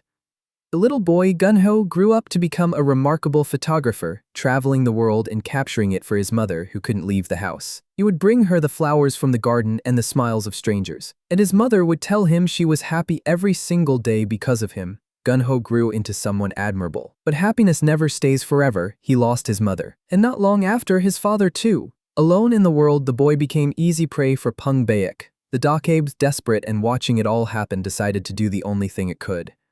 It gave everything it had, all of its power, to Gunho, the last of the family, in the hope that with that power he could escape somewhere far away and chase his dream. Even if it meant becoming an empty shell, the spirit didn't care, as long as the boy was safe. But Pung Baek found the boy first and destroyed his camera, and shortly after, Gunho disappeared as though he had simply been erased. Silence settled over the house. It became a tomb for memories that were once warm. Time kept moving. The house rotted around the Dokabe and the spirit remained there alone, feeling like it had failed everyone it ever tried to protect. Tired of staring into nothing, it started screaming, begging for someone, anyone, to either free it or end it. And it was right there, in that moment of complete surrender, that a bright light appeared before it. That light was the arrow Nara had fired with her thumb ring. It was the arrow of an old promise flying from the past to fulfill itself. Back in the present, Nara and Gunwoo emerged to find the house completely consumed by fire. But because of that destruction, a path had finally opened, a way out. The abandoned house was nothing left but a pile of black ash. The great tree was burned to the ground, and somewhere in the wreckage, Nam spotted a small light, the last trace of the Dokabe's spirit, still alive but barely, tiny and dim. Lenora went to it immediately and asked if it could hear her. Gunwoo warned her gently. A spirit this far gone probably wouldn't recognize them and would disappear completely before long. She asked if there was any way to save it. He told her it would be impossible unless the tree came back to life. At that moment, police arrived on the scene and called out to the two students. warning them it was dangerous to be near a fire site. An officer asked if they had accidentally gotten trapped inside. He mentioned that a witness reported seeing someone enter the property with a gas can and asked if they saw anything. The two of them said nothing. The neighbors, oddly enough, seemed almost relieved by the whole thing, commenting that the abandoned house had been dragging down property values for years. They explained the owner had refused every offer to sell, which is how the place ended up the way it was. Nara asked if the owner was even still alive. The neighbors weren't sure. What they did know was that the owner had been a celebrated photographer named Park Gun-ho, a documentary filmmaker who had passed away in 2001. His family had donated over 50,000 of his works to a national art museum. That was enough for Nara and Gunwoo. They decided to visit a farewell photography exhibition being held in Park Gun-ho's honor. Nara was quietly struck by the realization that the little boy from 1954 had lived all the way until just recently. At the museum, a spectral butterfly continued to guide them forward while Linora carried the tiny Dakabe spirit carefully in her hands. As the spirit moved through the photographs, it recognized the flowers its mother had loved so dearly. And in the photos, those flowers had never withered. It turned out the little boy had truly taken Linora's words to heart. His mother's dream had been for him to go out into the vast world beyond their fence. And one day, he did. He found farmers laughing under the sun, captured the warmth of ordinary people's stories, and filled his life's work with that human light. As they moved through the exhibition, they came across a stunning photo of a mother and her son. The little Dakabe spirit grew still and peaceful, seeing that Park Gun-ho had truly gone out and known the world. There was also a photo of the family beside the tree, and Nara felt something swell in her chest, proud that the child she had met once in the past had grown into someone great. Gunwoo, for his part, couldn't understand why she kept calling him a child. He had been an old man when he passed. But then, a young woman approached and mentioned how much she loved the photos of the tree, saying it had been her grandfather's favorite and held a very special meaning for him. It clicked immediately. She was Park Gun-ho's granddaughter. The woman, named Jia, said her goodbyes and left. And with that, everything changed. Gun-ho had not been the last of the bloodline as the spirit had always believed. The moment the Dakabe understood that its family had continued, that its line still lived, it finally found peace. A smile crossed its faint form, and its body began to dissolve into small particles of light, which drifted gently into the photograph, letting it return to the family it had always loved. Linora asked quietly if it had somehow survived. Gunwoo didn't have an answer. He just said that in the end, the spirit had looked happy. Caught in a memory that was neither painful nor fleeting, shortly after, Nara got a call from the family. They were fine and asking where she and Gunwoo were. She found herself reflecting on everything, how that day had started with an unfamiliar path and unexpected detour and somehow led her straight to the Dakabe's tree. Escaping through a door that shouldn't have been there, she wondered if it was coincidence or something more. She concluded that miracles don't come from divine intervention, they come from human will. Maybe the spirit of those who came before her had quietly guided her steps. And as if to confirm it, somewhere in the museum there was a photograph of Nara herself with the title, Benefactor. Later, the family boarded a bullet train home, somewhere along the ride. Nara asked her mother directly why she had trusted Pung Baek. The matriarch admitted it plainly. She had known something was off, but the desire to become human quickly and easily had blinded her. She took full responsibility. Hondo, however, was still visibly bitter.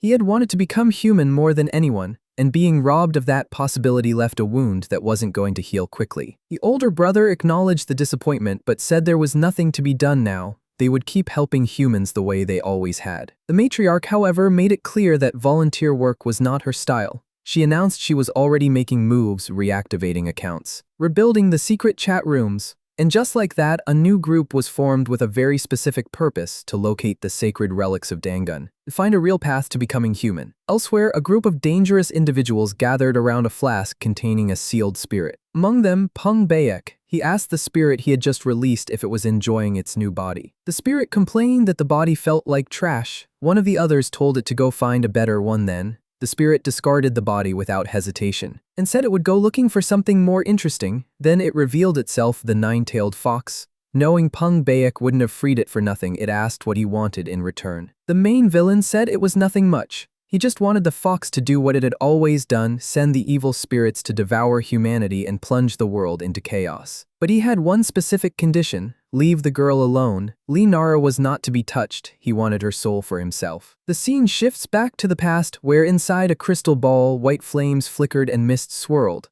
A man couldn't make out the voice coming from it, but he knew what it was, one of the sacred relics of Dangun. A troublesome thing his wife had left to the family, possessing a relic like that meant becoming a target for everything dark in the world. While he was busy worrying about all of this, his young son simply swallowed the crystal ball. The father completely lost it, screaming at the boy to spit it out immediately. In the mountains of Kyorin in Gangwon province, this father and son lived completely isolated from the world. Little Nam Gunwoo grew up as wild as they come, hunting animals using the spectral energy now living inside him. One day, he dropped straight down from the top of a tree, landing directly in his father's lap, and in the process let some of that energy loose, accidentally electrocuting him. His father asked if he had been worried about him. The boy said no. When his father asked what he had been doing all day, young Gunwoo simply said he had gone swimming. And besides swimming, he said he spent his time climbing trees and running all over the mountain. His father asked nervously if he had eaten raw meat again. The boy couldn't say for certain. Gunwoo then asked if his father had managed to capture any Eongui. The answer was no, which meant his father would have to go out hunting again. He apologized for always leaving his son alone with no one around. Gunwoo said it was fine, he just asked him to bring back pizza when he came home. Then he asked if his father was tired and whether he still missed mom. His father tried to brush it off and said he didn't. But Gunwoo knew better. He could hear him saying her name in his sleep. Curious, the boy asked why his father had chosen his mother. His father thought for a moment and explained it wasn't something he could control. His mother was beautiful, and the moment he saw her, he became a complete fool. That feeling made him believe no one else in the world could ever replace her. She was the kind of person who made him believe in the word destiny. His father explained that destiny is something that cannot be changed, not even if all the stars fell from the sky. And he promised that one day, when Gunwoo found someone like his mother, he would understand exactly what that meant. Gunwoo wasn't particularly curious about his mother, but watching his father's face light up when he talked about her made him happy. Next day, his father got ready to leave and hunt for Eongui. Gunwoo asked why he kept insisting on going after something so dangerous, and whether they could really become human by doing it. His father said that wasn't the reason. He did it because he believed it was the right thing to do. To him, living like a human was simple. You love people, you help one another, you live with kindness.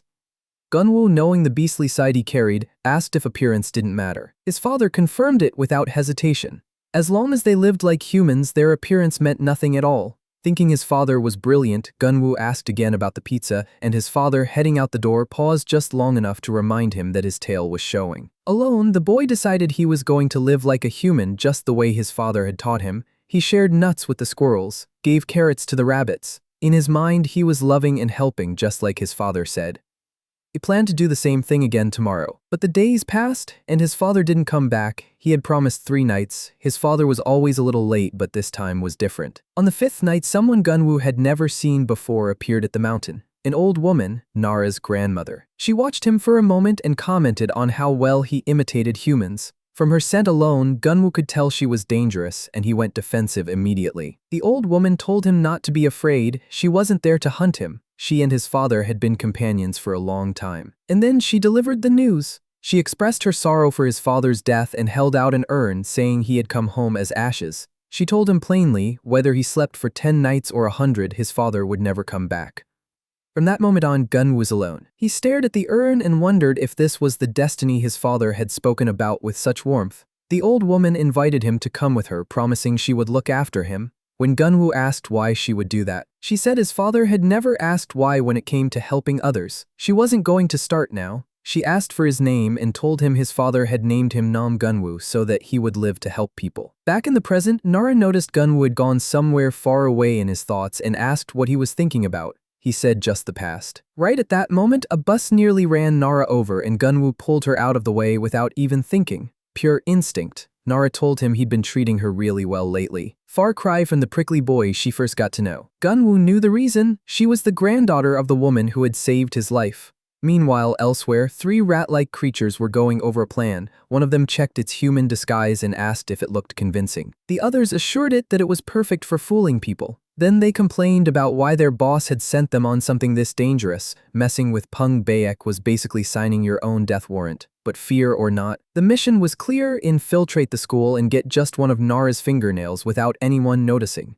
At school, classes were about to begin, but up on the rooftop, 2 students were very much not in class. Then they got the distinct feeling they were being watched. The girl told him it was his imagination, nobody would come up here during class time, and they carried on. What they had no idea about was the small crowd of spirits already on that roof, watching everything. A female spirit named Mia was visibly irritated. She found it absurd that students were doing this in broad daylight. Another ghost started teasing her about it, and the two of them fell into an argument. He insinuated that Mia had never done anything like that in her lifetime because she simply didn't want to, which enraged her.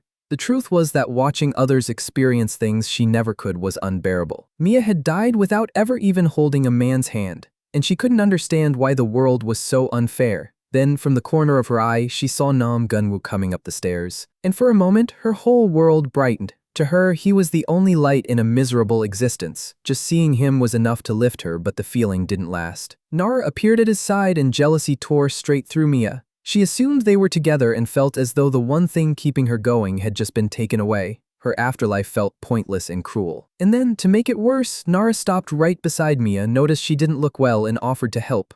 That simple act of kindness made Mia feel even worse. It wasn't fair, she thought, for someone to be both beautiful and genuinely good. She remembered that it was Nara who had saved her from the fox attack, and her envy deepened into something she couldn't ignore. She told herself she was a terrible person, and therefore didn't deserve happiness. Her whole life had been one long sequence of suffering. Her parents had died in a car accident, and she had become the head of the household overnight, taking care of 5 younger siblings, dropping out of school to look after them during the day, working in a factory through the night. On her days off, she still picked up shifts at a restaurant. Every second of her life had belonged to her siblings. One day her boss, a kind young man, sent her home early and said he would finish the work himself. He also gave her an advance on her wages, praised her work, and Mia thought he was one of the most wonderful people she had ever met. He didn't stop at her salary, he added a bonus so she could buy something for her siblings, and she noticed he seemed to have something more to say to her. For just a moment, it seemed like something was beginning. Her life hadn't been made only of sadness. There were small, precious moments she held onto forever. But just when she thought she could finally be happy, Mia died. She had worked herself to death. Even after passing on, her worry for her siblings was so overwhelming she couldn't leave this world behind. As a spirit, she stayed close to them, mostly to make sure her youngest brother kept studying. It was by following him and nagging him from the other side that she ended up anchored to his school. Nara listened to all of it and understood Mia's love for her brother was the chain keeping her there. And then Mia confessed that her only other source of joy in this existence was Nam Gunwoo, and the ache of knowing they could never be anything was immense. Not wanting to say another word, she turned to go. Nara tried to stop her, telling her she should at least stay to see her brother graduate. But then a rat-like creature burst out of nowhere and shoved Nara down the stairs. In the fall, Mia's spirit, who had been right beside her, was knocked loose as well, and somehow slipped straight into the girl's body. And at that exact moment, Nam Gunwoo appeared and reached down to help the girl lying on the ground. For Mia, a spirit, seeing the person she loved offering her his hand was a shock she wasn't prepared for. For the first time, she could actually feel the warmth of his skin, and her mind flooded with every scenario she had ever imagined, leaving her completely overwhelmed, and she decided right then to make the most of it. Mia, in Nara's body, began flirting with Gunwoo with zero restraint. To everyone watching, it was bizarre. She studied every detail of him, from his jawline to the veins in his arms, falling further and further in love by the second. Gunwoo, meanwhile, was deeply uncomfortable with the way she was looking at him and told her point-blank that her gaze was way too intense. She immediately invited him to the rooftop, a spot she had figured out was the school's couple meetup place. Sudden invitation left Gunwoo completely speechless. Mia took his silence as shyness since they weren't officially anything. She decided to be more direct. She asked if he didn't like dates and then, in one bold move, hugged him from behind. Every student nearby stopped and stared. Gunwoo was furious and embarrassed. He pushed her away, completely lost as to what was happening, and walked out of the room. Mia was baffled. In every romance she had ever read, a move like that always worked. The protagonist always fell for it. Reality apparently did not read the same books. Nara's friends gathered around immediately, clearly worried. Her behavior had been completely off all day. Mia knew her time was running out. The moment the real Linora woke up, it was over. She needed to get through to Gunwoo before that happened. Meanwhile, up on the roof, Gunwoo was still trying to process everything. He was so rattled his beast tail nearly slipped out. He turned it over in his mind. Why was Nara suddenly acting like that? He knew something was off, but part of him, a part he didn't want to examine too closely, had actually enjoyed the closeness. He started to wonder if maybe, just maybe, she really did like him. Somewhere else, the 3 rat men who had attacked Nara regrouped in frustration. They couldn't get anywhere near her fingernails. She had been attached to Gunwoo the entire day. Their boss had said clearly, do not touch Nara, but he had said nothing about the others, so they made a decision to get close to her. They would have to deal with Nam Gunwoo first. Later that evening at home, Ia, still inhabiting Nara's body, lay on the bed exhausted. She hadn't gotten anything concrete done, but it had been the best day she'd had in her entire afterlife. Still, she felt the weight of every missed opportunity pressing down on her. Before leaving Nara's body, she decided she would at least change her clothes for her. She opened the closet and found a talisman shaped like a rabbit burrow, and to her complete surprise, there was a secret room on the other side. Curiosity got the better of her and she stepped through and came out directly into Nam Gunwoo's room where he was asleep in his bed. She stood there trying to understand how their rooms were even connected and what exactly their relationship was. The realization that they were living this close to each other hit her hard. This, she decided, was the real chance the universe had handed her. Without a second thought, she crossed the room and climbed onto his bed. Seeing him up close like that, she froze, completely at a loss for what to do next. But emotion took over logic. She made up her mind she would steal one kiss and leave. What she didn't know was that Gunwoo wasn't actually asleep. He had sensed her presence the moment she stepped through and was waiting, still as stone, to see what she would do. The second her face drew close, his eyes snapped open and he blocked her with his palm. His eyes glowed a deep, intense red. And gripping her face, he asked in a voice that left no room for argument, "Who are you?" He already knew this wasn't Nara. And furious that someone had dared to use her body like this, he pressed, demanding the spirit reveal itself. He threatened to destroy it if it didn't leave immediately. Mia panicked, arguing that if he attacked her, he would hurt Nara's body in the process. He didn't care. A burst of energy expelled her spirit on the spot. Mia's ghost stumbled out, ashamed, and tried to bolt. Gunwoo yelled for her to stop, but fear had already taken over and she was gone. His reaction made one thing clear, but perhaps it also hinted at something else. If it had been the real Nara that close to him, his response might have been very different. He immediately turned and tried to wake Linora, but she wasn't responding. He looked at her face and saw it, her real expression. Not the ghost's, hers. Meanwhile, in some kind of astral space, Nara felt completely at peace, as if she were resting against something soft and warm. That quiet, she kept hearing someone call a name, Munche. And then she was pulled back, waking up in her own room, with almost no memory of the previous day. It didn't take long before she found out. A ghost named Mia had borrowed her body to try and get close to Gunwoo. Nara was absolutely mortified. Mia apologized and swore she would never do it again. Embarrassed, Nara asked directly if anything had happened between her and Gunwoo. He confirmed that nothing had. Even so, Nara said she couldn't just let it go. Gunwoo stepped in, saying he couldn't allow a spirit who possessed people to roam free and that he would help Mia pass on. Mia refused. She needed to stay and watch her younger brother grow up.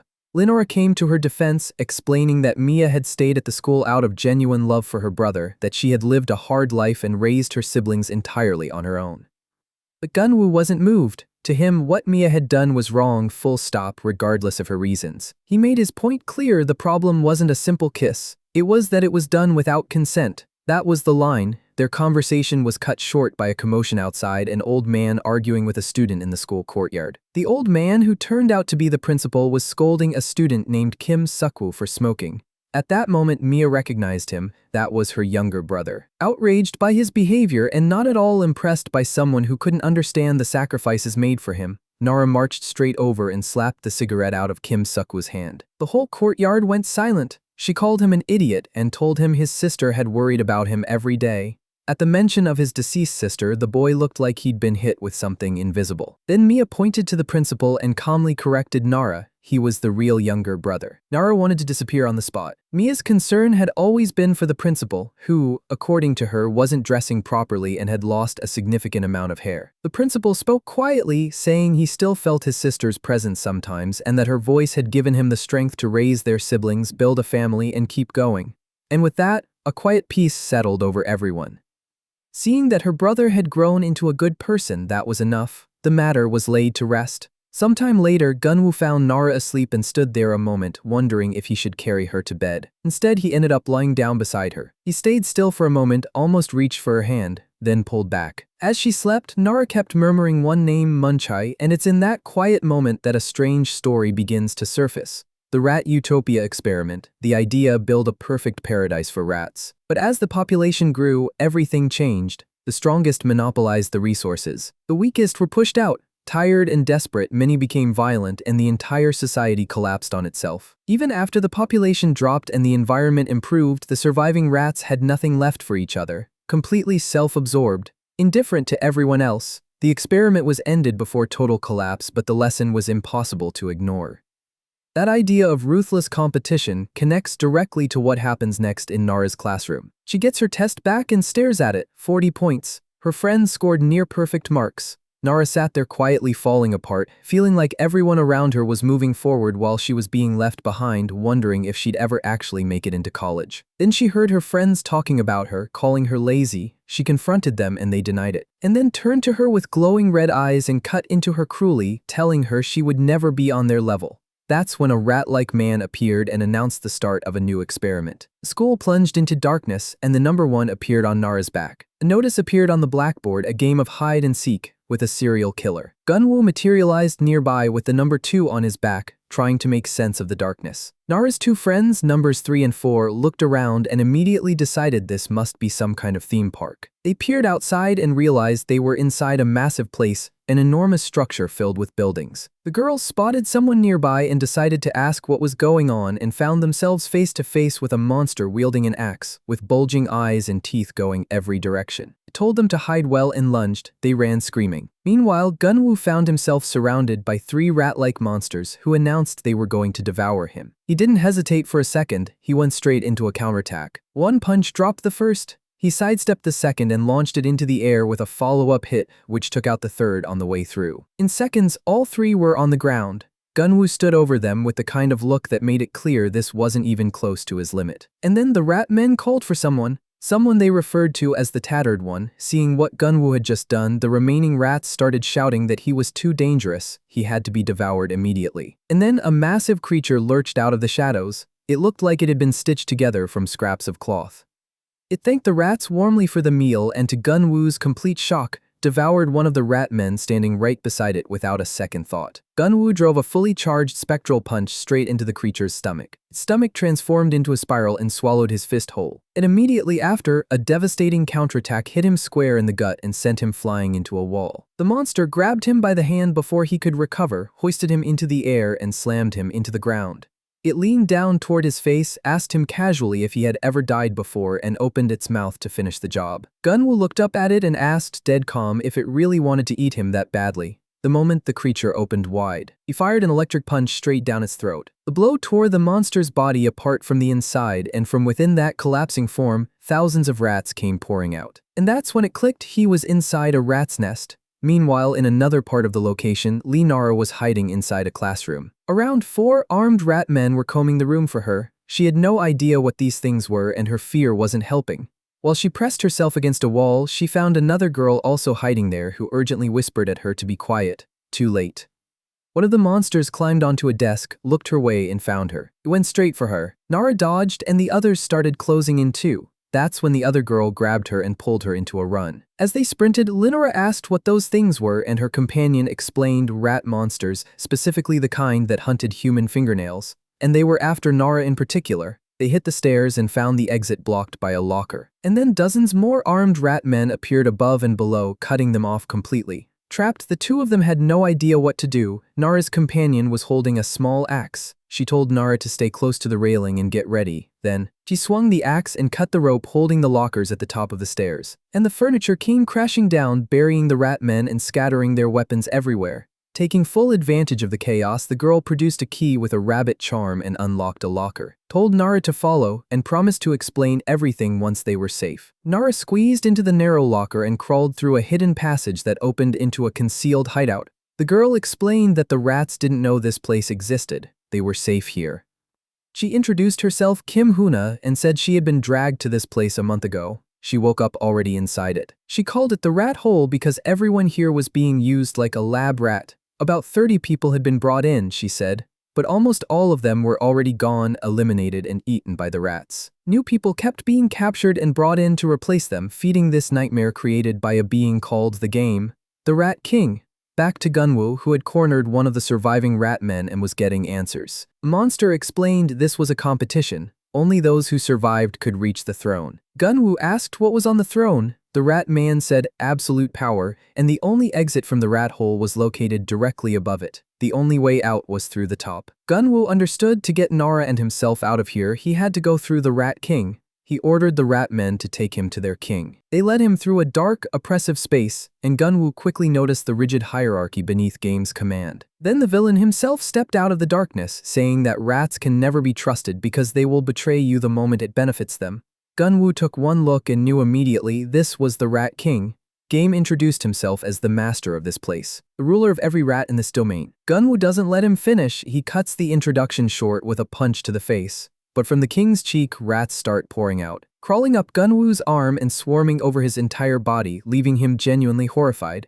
The king says coldly that Gunwoo isn't strong enough, that he's just another lab rat like everyone else here. When Gunwoo demands to know why he does any of this, Game reveals the truth. He simply desires what belongs to other people. And that insatiable curiosity is exactly what made him wonder what makes Lee Nara so special. The moment her name leaves the king's mouth, Gunwoo, still being overwhelmed by the rats, demands to know if she's here. Game confirms it. The experiment involving the girl has already begun. Then he tilts his head and wonders aloud what kind of fate would suit the boy, saying he wants to see his darkness. The rats begin consuming him completely, but something snaps. Gunwoo screams for them to get off him, and the fury in his voice is absolute. In that instant, his aura shifts dark, overwhelming, and raw, and the rats recoil like they've touched something they were never meant to touch. Then, without warning, Gunwoo's mind is ripped away and dropped into somewhere else entirely, the house from his childhood. His father is standing there and he looks genuinely happy to see him. Gunwoo says he missed him so much, but his father's expression slowly changes. And he says that both back then and now, the boy will always end up alone. The false father brings up the reason they lived hidden away in the mountains, reminding him that Gunwoo had always brought misery to the people closest to him, just like the old woman who was killed right in front of him while he stood there helpless, while Gunwoo is trapped inside that illusion. Lee Nara and Kim Hoona are hiding in a bathroom, completely unaware. They press themselves against the wall and try to listen, noticing how quiet everything has gotten, wondering if it's finally safe to move. But they both know what's out there. These monsters don't hesitate. Then one of the stall doors creaks open and they hold their breath. Peering through the gap, they spot several pairs of feet and for a split second think about calling out for help. Maybe it's a person. Then a rat man leans into view through the crack in the door and asks if anyone is hiding in there.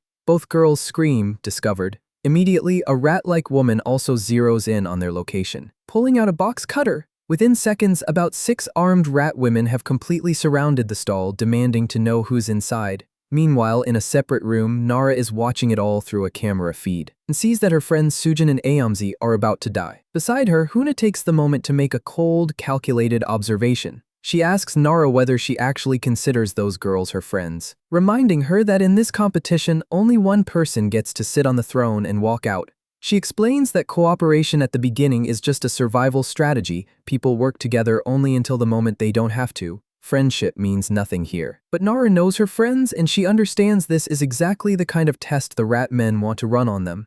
Hoona insists the smart move is to stay in the bunker and avoid getting stabbed in the back. Nara isn't listening.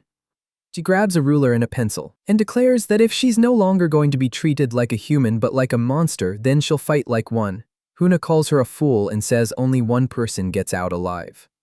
Nara looks her dead in the eye and says she's going to save everyone, and they're all going home. Elsewhere, Nam Gunwoo was caught inside something far worse than any physical fight. The Rat King, Game, was playing with his mind, dragging up the memory of his grandmother. Game had found his weak point, the terror of abandonment, of being left utterly alone. The same wound that tore open when his father died, and again when his grandmother was gone.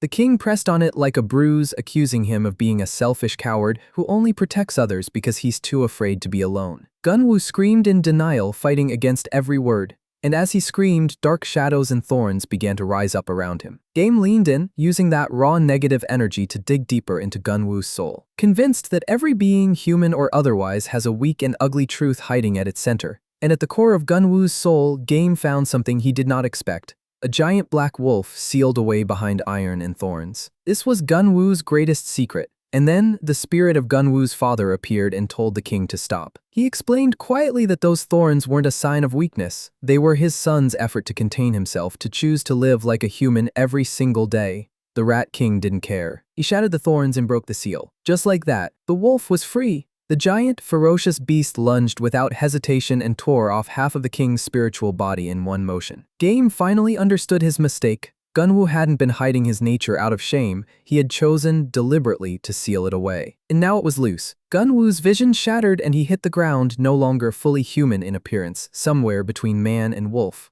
In that hybrid form, he went at the king without mercy, each punch dismantling the creature's body piece by piece. Just before taking the final blow, the Rat King started laughing, saying Gunwoo finally looked like the beast he truly was. Gunwoo hit him again and the enemy's body exploded outward. From within the wreckage, thousands of rats came pouring out and the voice of the true king echoed through the space. He said he had awakened something terrifying, a creature that now moved on pure instinct alone, and with that, the king extended an invitation. Several stitched ragdoll creatures appeared and moved to attack. The Rat King encouraged him, go wild, embrace what he is, where the strong devour the weak. Gunwoo accepted the invitation with a smile, and he started tearing through the dolls one by one, hunting them down, each hit carrying the weight of his grief for his grandmother. Back in the bathroom, things had reached a breaking point. The rat women had Sujin and Aomzi by the hair, mouths open, ready to devour them. And then, a pencil arrow came flying in and struck one of the rat women clean, dropping her to the ground, thoroughly annoyed. Nara stepped into view and told the rest to come at her. She bolted, drawing the remaining 3 after her, leading them exactly where she needed them to go. The rat women followed without thinking and went straight over the edge of the building. Sujin and Aomzi stared at her like she had just done something impossible. Nara ran back and hugged them both, just relieved they were breathing. One of the rescued girls stood there thinking about what Nara had just risked for them, and it pulled up a memory she wasn't proud of. A moment from the past, they had seen Huna standing on the school rooftop, clearly about to jump, and instead of helping, they had taken pictures. Their friendship hadn't always been something worth the name. Back in the present, Nara told Huna plainly the only way out of this place was at the top. Huna wasn't buying it. She was convinced that the moment they got close to that throne, everyone would turn on each other. Because of that, she was seriously considering going back to her hiding spot, the one place that hadn't tried to kill her yet. Even so, Nara reached out her hand, offering to escape together. And that was the moment Huna spotted a tattered monster closing in from behind Nara and shouted a warning. Several more appeared simultaneously and charged, but in the space of a single breath, a shadow split the first one in half. The wolfman, moving at a speed that was almost hard to track, he tore through every last one of the creature's claws, electric bursts, raw force. The girls stood completely frozen, watching the monsters get dismantled in seconds. Nara in particular couldn't make sense of what she was looking at. She didn't recognize him. And as the wolfman turned and began walking toward them, the fear only grew. He raised a hand, a powerful attack building in his claws aimed directly at Nara, who to him appeared as something radiant, a being of pure light. In desperation, she screamed his name, Gunwoo, without even understanding why that was the name that came out. And the moment it reached him, the creature went still and then pulled her into an embrace as if a buried memory had just surfaced. From a distance, the Rat King watched, frustrated. He had expected the beast to follow its instincts and eliminate the girl. That was the whole point. For a moment, it seemed like it might still happen. Inside the embrace, Gunwoo's body began to shake, his eyes flooding with something violent, and his claws drove into Nara's back. She cried out in pain. Huna looked at the scene and regretted every decision that led her to follow this girl. This thing was a monster, plain and simple. Nara screamed at Nam Gunwoo to get a hold of himself, and somewhere inside the storm of instinct and fury, he heard her. The beast released her carefully this time and placed her back with her friends. When Gunwoo saw the blood on his own hands, regret hit him like a physical blow. In his vision, everything had gone dark except for her. She glowed blue in the blackness. He didn't want her to disappear from that light. As the girls turned and ran for the stairs, he followed. Huna screamed at him to stay back, but the other girls noticed he wasn't attacking anymore. He just looked sad. They kept climbing, until a wall of rat men blocked the stairway above them. They braced to fight, but before Nara could even raise her makeshift bow, Gunwoo surged past all of them. Still in his wolf form, seething, he tore through every single rat man in the way. Huna had no explanation for what she was seeing, so she made the practical decision not to look for one. She told the group to move, take the opening, go up now. The Rat King found the wolf's unpredictability fascinating, like a new toy he hadn't figured out yet, but he would destroy him eventually. And then they reached it, the rooftop, the final stretch, the throne of absolute power, and above it the only visible exit, a climb to the top, right there. A classmate recognized Huna. He introduced himself as number 18 and told Nara this was his third attempt at reaching the top and offered to help.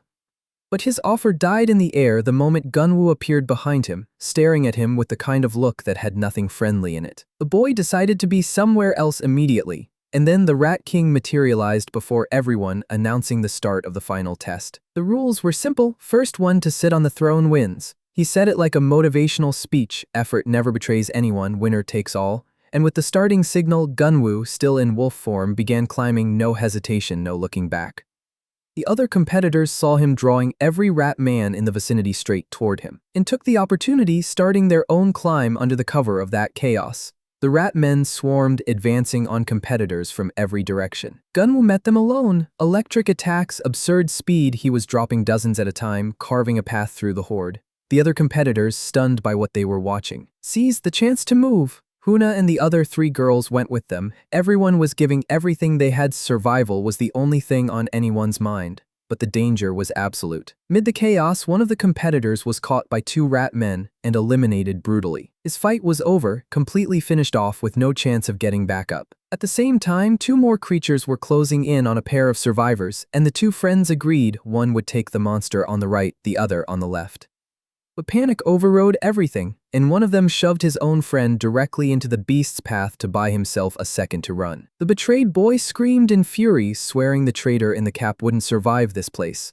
The boy in the red cap kept running, already wondering why he had done something like that. He hadn't even thought, just acted. His mind drifted to a moment before all of this, a motorcycle sitting somewhere with the key still in the ignition. He should have just kept walking.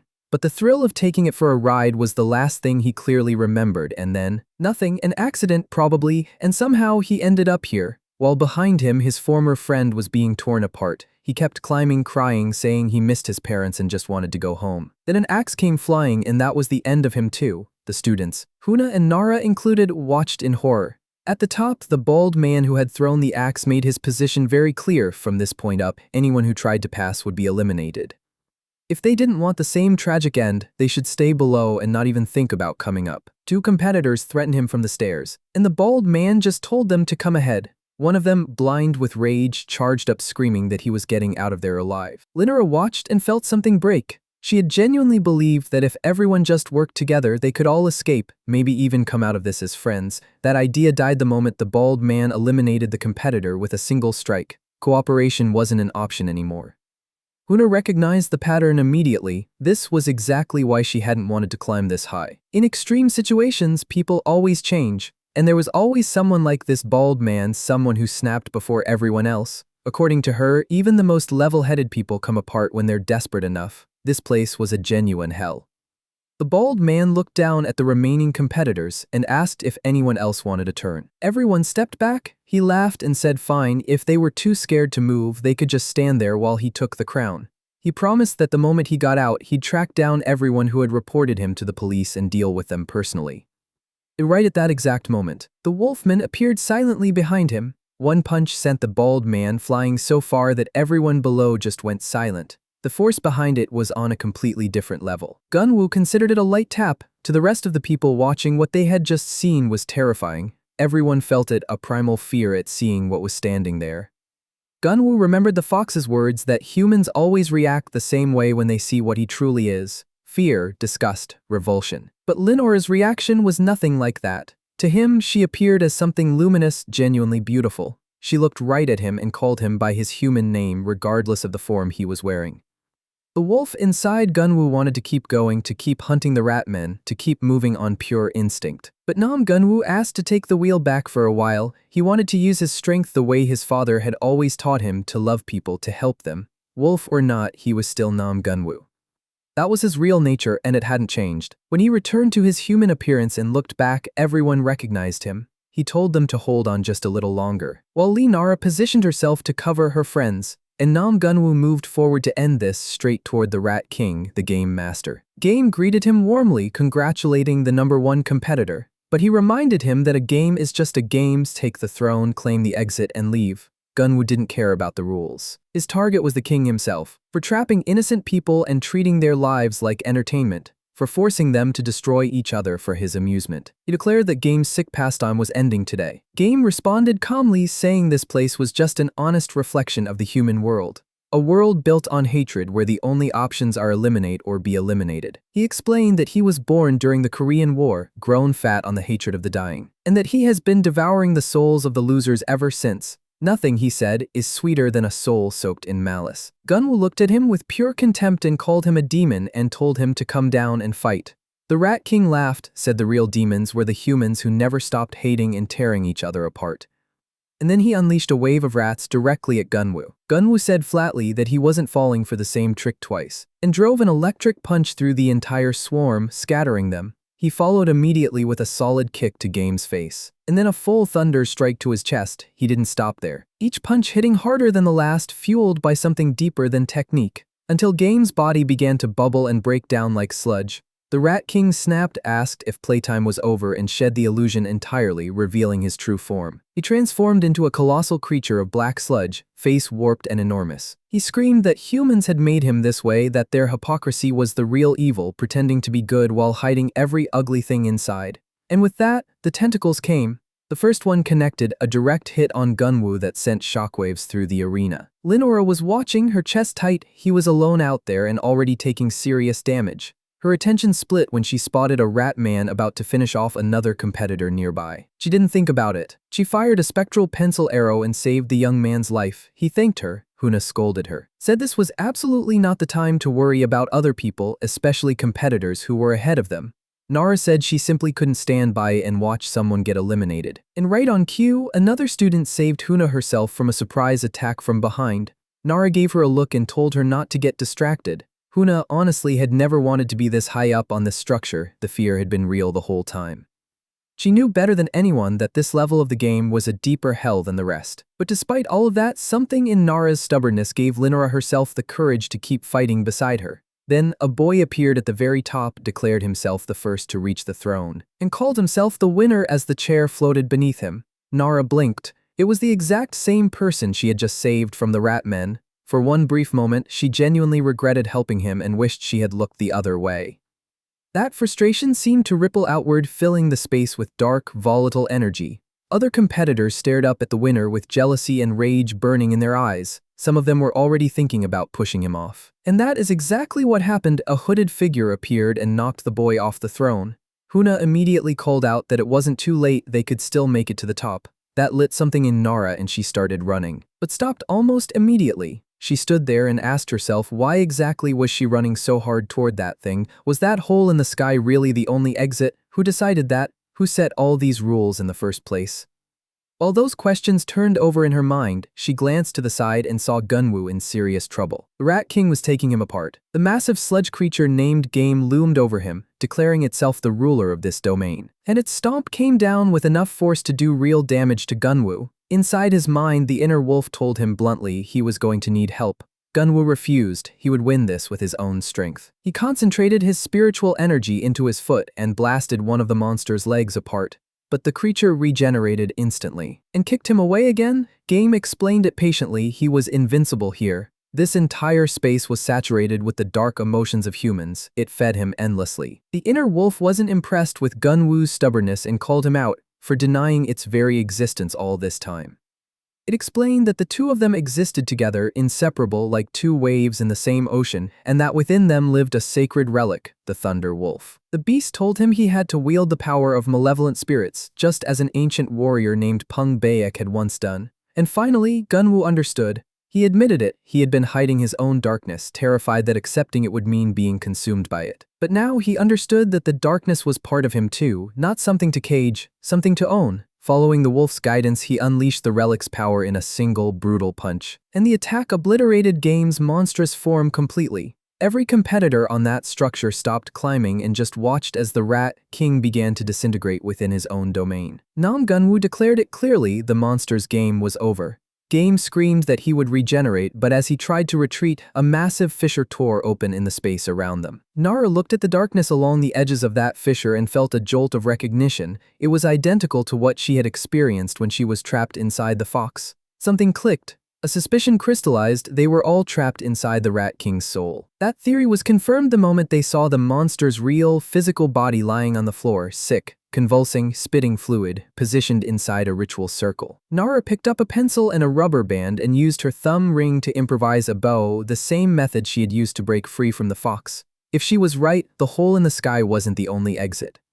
There had to be another crack somewhere, just like Gunwoo had created when he defeated the monster inside. While he dug through the fallen monster's slime, searching for something, Nara fired the pencil directly at the fissure. It hit its mark and began to glow. In the real world, the Rat King's physical body lit up with that same energy and he screamed in agony. The entire space started coming apart. Game, furious that his domain was being torn to pieces, launched himself at Nara, but Gunwoo was already there, driving a powerful knee strike into the monster, who was now a fraction of what he had been, crumpling to the ground without the strength to get back up. Gunwoo told him plainly their game was about to begin, and the two of them stepped forward into the final confrontation. Meanwhile, chaos was spreading across the entire structure, the tower was collapsing, and every survivor was fighting just to stay on their feet. But then Nara noticed something that made her stop. The structure wasn't just falling apart, it was transforming into a path. She called out everyone could get out alive if they followed it. Huna hesitated, unconvinced it was safe. Nara took her hand and said they were escaping together. Those words hit Huna like a shock, pulling her into a memory she hadn't visited in a long time. She remembered how lonely she had been at school until a girl named A reached out to her.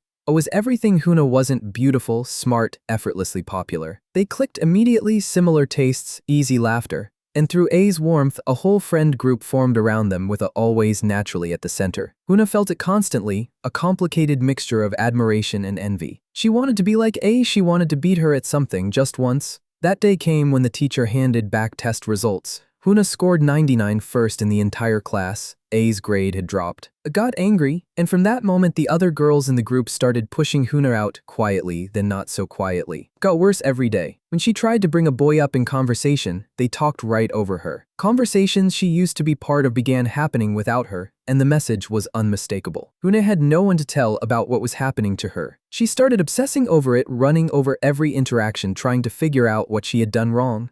Her anxiety spiraled. The breaking point came in the school bathroom. Hiding in a stall, she overheard her former friend saying she copied everything A did. Her clothes, her mannerisms. They were even spreading a rumor that Huna had only been popular because A had let her hang around. Hearing those words made something split open in her. She started scratching herself without even realizing it. The truth was, her mother had bought that outfit by coincidence. She had never been trying to copy anyone. When she got home, she tore the jacket apart and asked her mother to throw out what was left. Her mother got worried and asked if someone was bullying her. Huna snapped at her. Her mother asked if she was at least keeping up with her studies. And Huna exploded, asking if grades were all that mattered when she felt like this. And then she said it out loud for the first time. She had no friends anymore. And in the middle of breaking down completely, she slammed her head hard against the wall.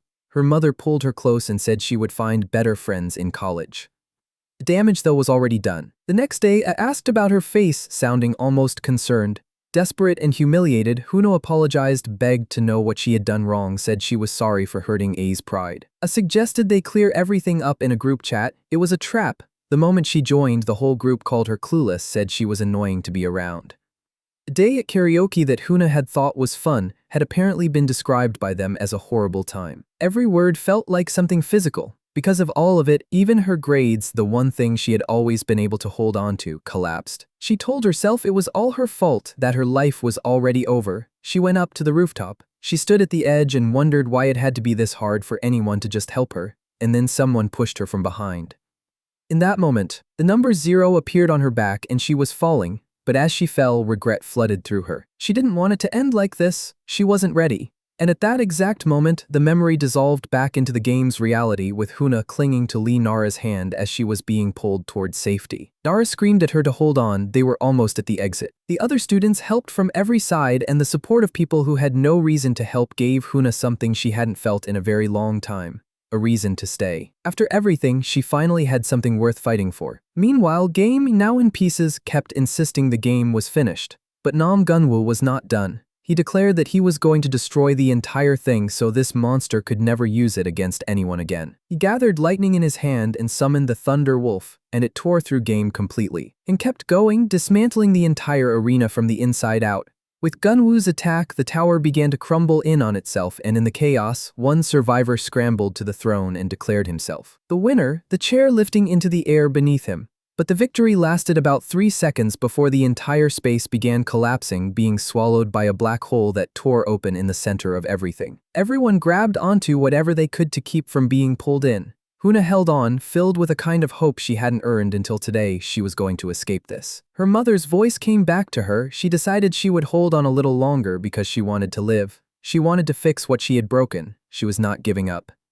But at the very last second, a rat-like figure appeared and buried an axe in her back. Nara reached out and tried to hold, but Huna hit a surface and was gone from her grip. Nara begged her to hold on, but it was already too late. With the last of what she had, Huno apologized to her mother for making things so difficult. She could feel Nara's hand on hers. And then her spirit left. Lenora screamed, refusing to process what she was seeing. As the black hole pulled everything around it inward, she reached desperately for what was left of Huna's soul and only managed to catch a small fragment before everything was gone. And then all at once, the students jolted awake back in their own bodies, back in the real world, but Nara woke up with that fragment of Huna's soul still in her hands. Proof that none of it had been a dream, sitting right there in front of her. She could see the spirit of her new friend. Huna's spirit said that in another life, maybe they could have met somewhere they both didn't know, become close, traded secrets. Maybe if fate hadn't been so cruel, they could have been something real. Hearing it, Nara cried and shouted that they were already friends. They already were. Una smiled, thanked her, and faded. Shortly after, Nam Gunwoo appeared in the hospital room.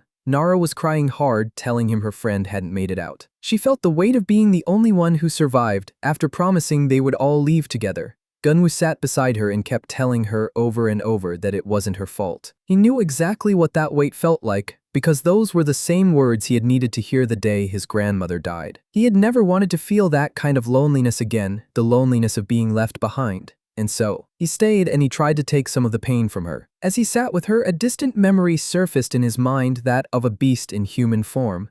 And the question of why someone like Pung Baek was after Lenora, it wasn't going away. He reinforced his promise to himself he would protect Nara, whatever it took. Pung Baek wouldn't touch her. No one would. And to keep that promise, he was willing to transform again, willing to let go of whatever was left of his human side if that was the cost. Meanwhile, somewhere far removed from all of that, the boy who had sat on the throne was convinced he had won. He had escaped. He appeared in an empty city and looked around, confused. Then he found it a massive stockpile of weapons, and a poster promising a job to the winner of a new competition. The realization hit him like ice water. He was going to have to do it all over again. And he dropped to the ground crying, saying this wasn't the deal. This was never the deal. At the same time, Game in his physical body was in serious pain, deteriorating fast. He was incensed at the wolf who had torn his hideout apart and nearly killed him. He demanded to know which of his subordinates had let the wolf into the game, and every rat man in the room denied it, except one who stayed completely silent. Game assumed immediately, and he began eliminating them one rat man after another, until the real culprit finally revealed itself. Nine-tailed fox. It had been disguised among them the entire time and admitted freely. It was the one who put Gunwoo in the game. It explained that it could barely control its own transformation right now and couldn't risk the exposure, so the wolf would serve as a useful distraction in the meantime.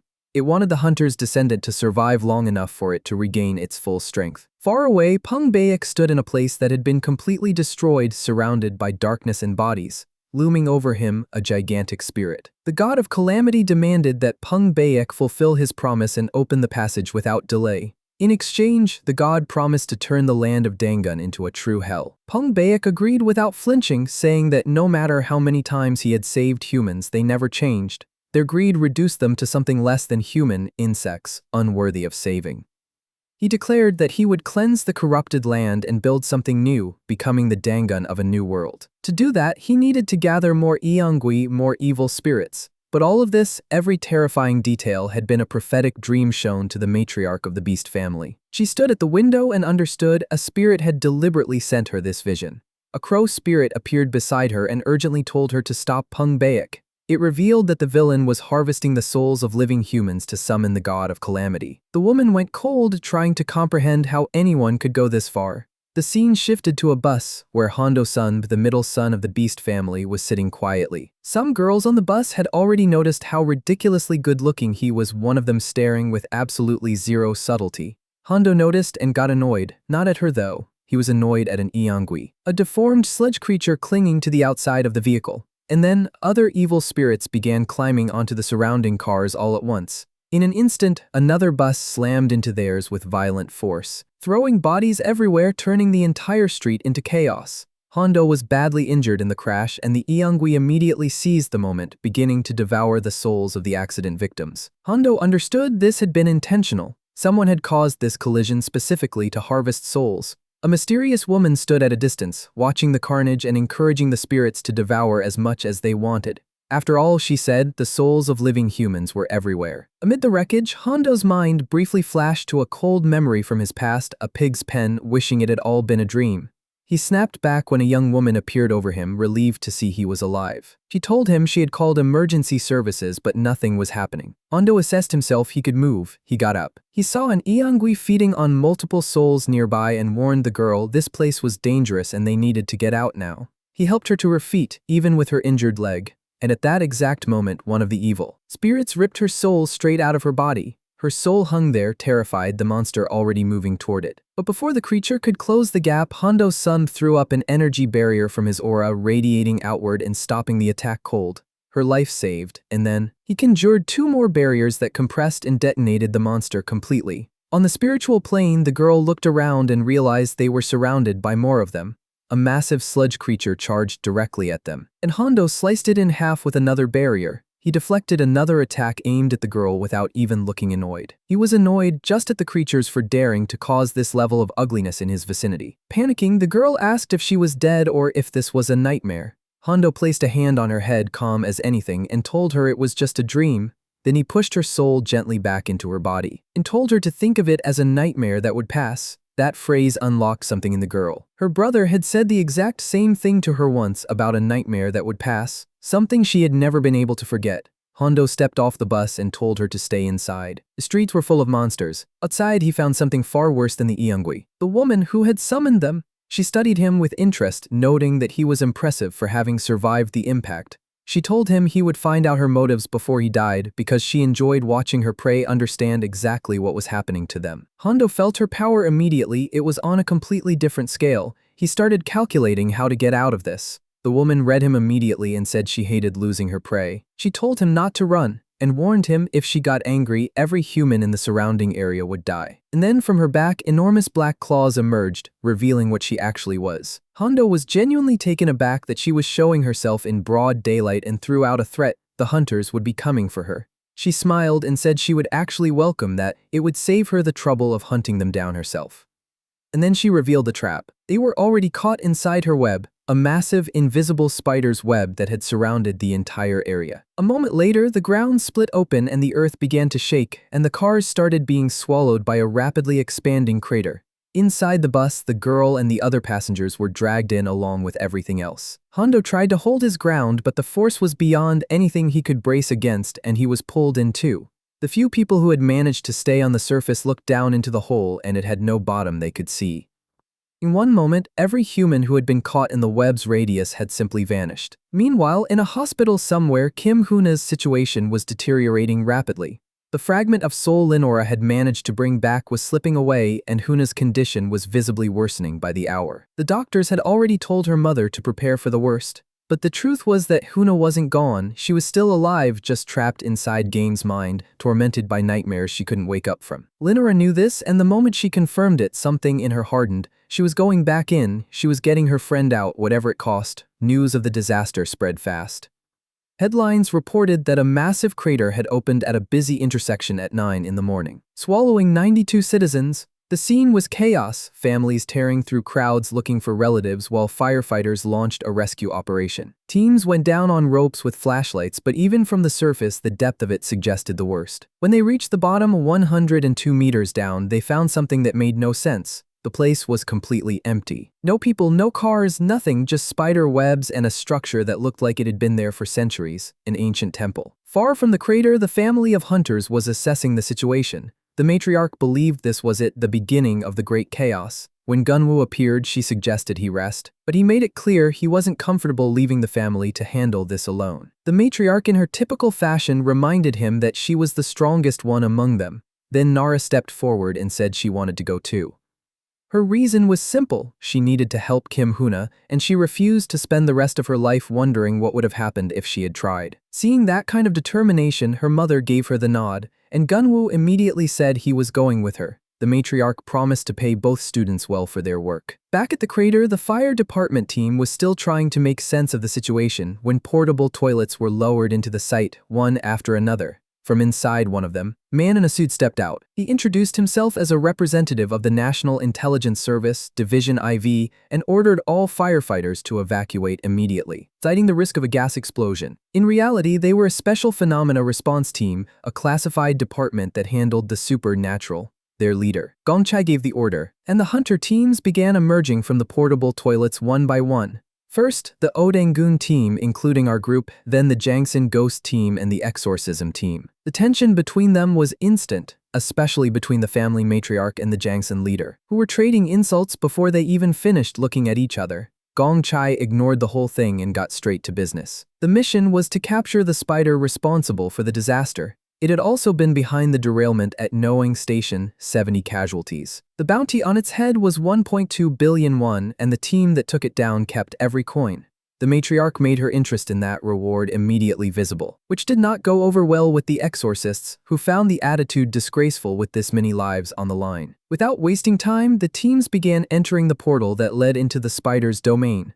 Nara found it unsettling how everyone just walked in without a flicker of hesitation. Gunwoo looked at her and asked if she was ready. She confirmed it, and the two of them entered last. On the other side, everything changed. They were in something like a vast, dark cave, thick with webs and bodies hanging from the ceiling. One of the corpses, judging by the clothing, appeared to be from the Joseon dynasty. This spider had been active for centuries. One of the exorcists looked at the students and said they could still turn back if they wanted to live. Linora looked at him completely straight-faced and said she could see the shadow of death on his face. He went very pale very quickly. The group pieced it together. The creature had been disguising its hunts as accidents to avoid detection for who knew how long. While a Buddhist member began praying for the dead, a priest noticed that the bodies still had gold items on them, wealth they hadn't gotten to take with them. Despite the gravity of the moment, the temptation was apparently too much, and the priest helped himself to a gold chain from one of the bodies. He justified it to himself, saying he would put the money toward a good cause, and even quoted scripture to smooth things over with his own conscience. And in that exact instant, a massive creature dropped out of nowhere. It grabbed Father Choi by the throat and without any ceremony swallowed him in front of the entire group. And then, just when everyone had written him off, a prayer echoed from inside the monster and the creature exploded from the inside out. Father Choi walked out without a scratch. Nara realized he had just weaponized divine power. The matriarch looked genuinely impressed by his faith. The priest revealed he had been expecting a trap like that, and with the opening move made, all three groups got into formation. The Jangsan leader, however, saw this as the perfect moment to move ahead while the others absorbed the next wave of monsters that began closing in. A masked man warned the students to stay out of the way and pulled out his talismans, which irritated Gunwoo considerably. The fight began properly as the creatures charged from every direction. The Buddhist monk moved first, drawing a mandala on the ground that expanded into a magical sphere of protection around the group. Father Choi activated his own ability. Two red crosses burning on his fists and drove his holy strikes into the creatures. Then an elder archer called for the priest to step aside and fired a flaming arrow of annihilation, clearing several monsters in one shot. The masked man finished the sequence by hurling his talismans like grenades, detonating them in a chain that caused catastrophic damage to the horde. Despite everything they were throwing at it, Father Choi admitted he couldn't keep the pace up much longer. Things got worse when the monsters started breaching the monk's protective circle. The barrier was cracking. The students began to panic. Master shouted that her guardian deity was taking too long, and in sheer desperation, screamed that she needed more time. And at the exact moment everything seemed to be collapsing, Nam Gunwoo stepped to the front of the group. Lightning was already crawling across his body. He decided it was time to stop holding back. The wolf was coming out. With a fist glowing in the dark, he charged forward and unleashed the Thunder Wolf technique without restraint. A massive wolf built entirely from lightning materialized and tore through the monsters, electrocuting everything in reach in seconds. One final detonation of pure destructive energy wiped out everything that remained, leaving every hunter standing there in stunned silence, staring at the student who just did that. In the aftermath, Nara tried to contribute but made a slight miscalculation. Her spectral arrow flew wide and went straight for Gunwoo instead of the target. He called her inexperienced, which did not go over well, but privately he realized he'd made a mistake. He had stood out too much. His mother had warned him about exactly this. If the other hunters figured out what he truly was, they would be hunted. After all, a hunter's arrow chases evil energy, and that was why it had hit him. He looked at his hand, already beginning to shift into something wolf-like, and understood. He had already planned for this possibility. He endured the pain, covered his hand, and told everyone he was fine. With the immediate area cleared, the master proposed making the spider hunt into a competition. Whoever defeated it first won. The matriarch spoke up, framing it as concern that her son was the weakest there. Kim Oram responded by talking about how much stronger and more famous she was. The master declared they would each operate independently from that point forward, and that's when they noticed the Jangsan Ghost team had already slipped ahead on their own, probably going for the reward money. The matriarch's expression made very clear how she felt about that.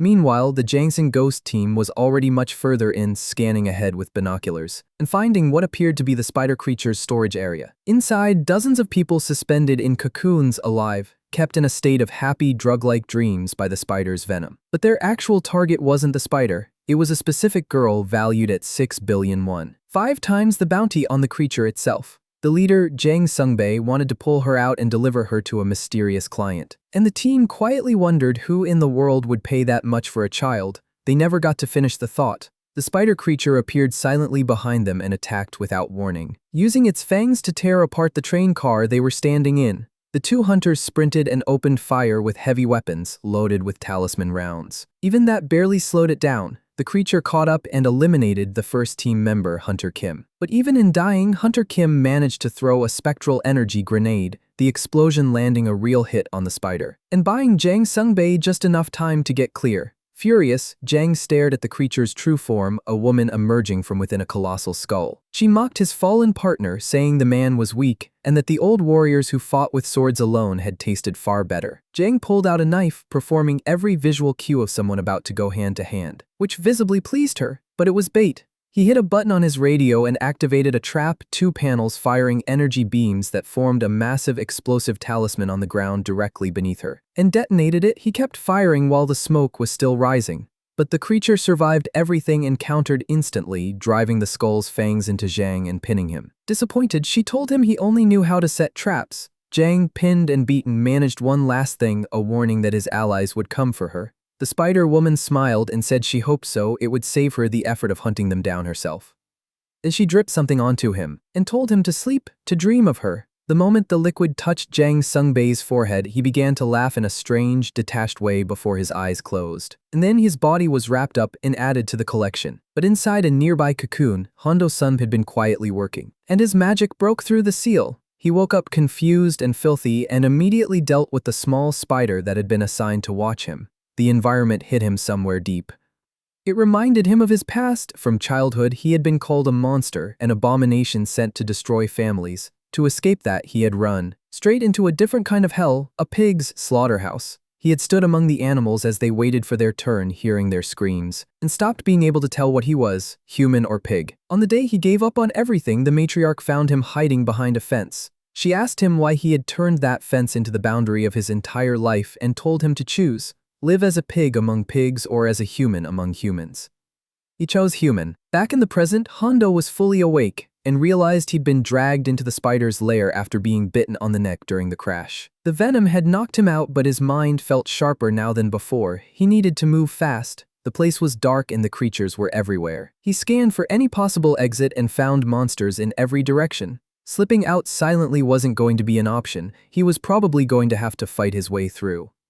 Meanwhile, the rest of the Odangun team had realized they were completely lost in what turned out to be a massive underground pit. They were already lamenting the 1.2 billion won slipping through their fingers. Then one of the members found Hondo Sun's bag lying on the ground, and the matriarch's expression shifted immediately. The entire team changed direction and moved to find him. Further in, Hondo found a large opening in the wall and figured it might lead out. He stepped through and immediately wished he hadn't. Dozens of people wrapped in cocoons, all of them unconscious, all of them alive. Arranged in rows, he read the situation fast. This wasn't an exit. This was a food storage room. The image of pigs lined up in a slaughterhouse hit him without warning. He started repeating it to himself, get out now. Then he heard a small sound and found the girl he had saved on the bus, quietly asking for help. He got to her and covered her mouth before she could say anything louder. But it was already too late. The Spider Queen entered the room saying she had heard something and that her venom must not have been potent enough. She dropped Jang Sungbei's body onto the floor and asked who was there.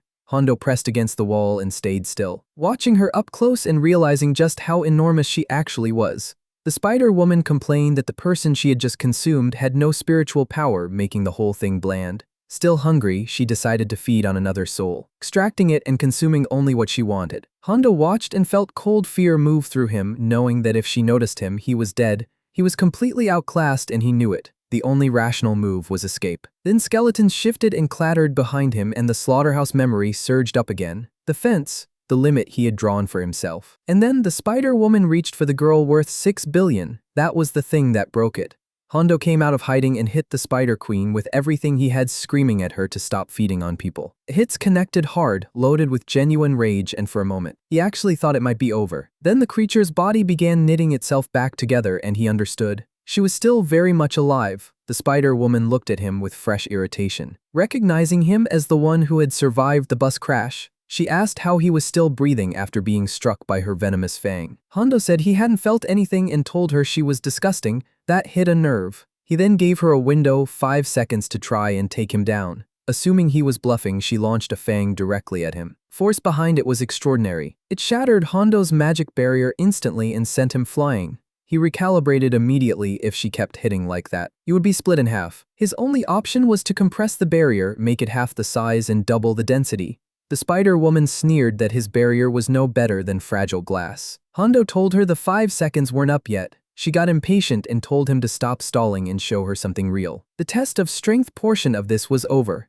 Hondo conjured 2 smaller barriers, one per arm, and started parrying her strikes directly. Each barrier shattered on impact, and that was exactly the plan. At the precise moment she overcommitted, he dodged, went airborne, and came level with her face. His aura hit her like a flashbang. While she was distracted, he enclosed her head inside a magic barrier and drove a powerful kick straight into her midsection. She used her fangs to break the barrier, and the moment it cracked, a second barrier was already waiting underneath. She had walked right into it. Hondo revealed his real goal: compress the second barrier to its absolute limit, and convert that pressure into a blade. The moment the outer layer broke, he activated it, the soul guillotine. The compressed barrier transformed into a razor edge and hit the Spider Woman with full impact, driving her into the ground.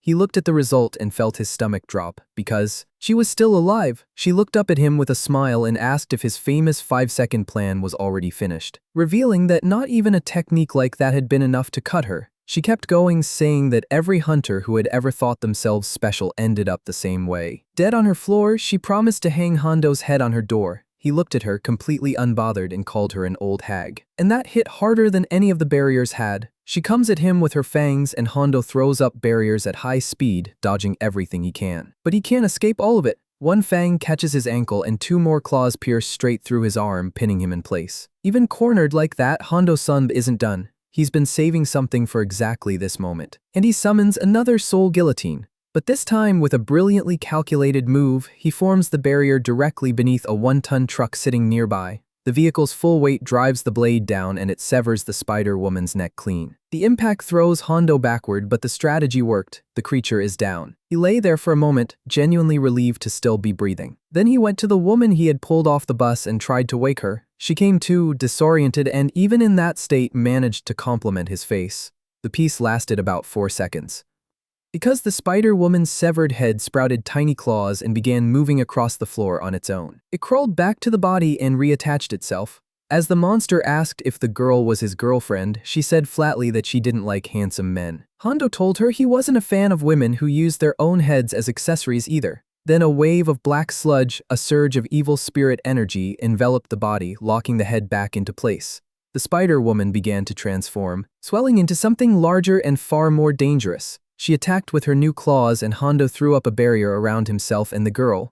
The monster's strength was on a completely different level now. Poisoned claws tore through the barrier and pierced his shoulder. But instead of screaming, Hondo started to smile. The venom was doing something, pulling him into a dream, a memory from his past. Vision placed him in the house of the wealthy couple who adopted him. After he left the orphanage, for a while it had seemed perfect. He had a family, people who said they loved him, then the couple had a biological daughter of their own. And Hondo stopped existing to them overnight. He realized he had never been anything more than a placeholder, and then things got worse. His true identity was exposed. His adoptive family was terrified of what he was. And for 4 long years they kept him chained in the basement, a collar around his neck, treated as something less than an animal. The days blurred together in hunger and thirst. To hold onto his own mind, he would count the dust particles floating in the dark. The only person who ever showed him any kindness during those years was his little sister Somi, who would sneak him food when she could, even knowing she would be scolded for it. Until one day, tucked inside the food she brought, Somi left a key. He freed himself and ran out into the rain with no destination and no plan. He spotted a truck transporting pigs and thought it was the perfect place to disappear. Somewhere he could hide what he was. Exhausted and hollowed out, he climbed in among the animals and thought maybe it would just be easier to become one of them. Back in the present, the memory burned through him and replaced everything with fury. The spider woman noticed something was wrong. Her venom wasn't producing the usual effect. He had no happy memories for it to corrupt. Irritated, she flung him away with her claws. The impact sent real pain through him, but he got a barrier up before it could be worse. The monster hit again, harder, shattering the barrier and driving him into the ground. Her 8 legs came down on him in a relentless barrage, and he refused to lose consciousness. Every time his vision blurred, he pulled himself back. The spider woman looked down and asked if he had finally understood where he stood. He had known from the start that she was far beyond him in raw power. He got back up anyway. The words that had changed his life came back to him: stop hiding, stop limiting yourself. He had chosen to live among pigs once, but he could choose differently. He could live as a human. That choice was why he was still fighting even now, even if it killed him. The spider woman found his stubbornness amusing and drove a fang directly into the center of his chest. The blow began pulling his soul free from his body. Hondo's mind went white with shock. And then a fist came out of nowhere and connected with the monster with devastating force. Imaran, the matriarch, had arrived, and she was furious. She screamed at the creature not to touch the boy she considered her son. That single punch dropped the spider woman to the ground. Moments later, the rest of the Odangun team flooded in. The matriarch's first complaint was that the monster had messed up her son's face. And Hondo, tough, proud, always composed Hondo, started crying the moment he saw them all there. Linora joked that they only came for the money, but the warmth in the room was completely real. Gihun, his older brother, pulled him in, and even Gunwoo, the youngest, was standing right there. Gunwoo said plainly that he had never thought of him as a brother. And Hondo thanked him and shook his hand anyway, and in that moment realized he finally had somewhere he belonged. Spider-Woman pulled herself upright, and with something that looked almost like admiration, said she had never encountered a hunter with spiritual power this potent. The matriarch naturally assumed the compliment was directed at her, but the monster was pointing past her. At Linara, the creature said that in 800 years it had never sensed energy like that, and she must taste extraordinary. Intended to swallow her whole. Namgunwoo stepped forward before anyone else could move and said that wasn't happening. He would crush her himself before he let that happen. The Spider Queen reached out and summoned one of her servants, a skeleton knight mounted on another spider.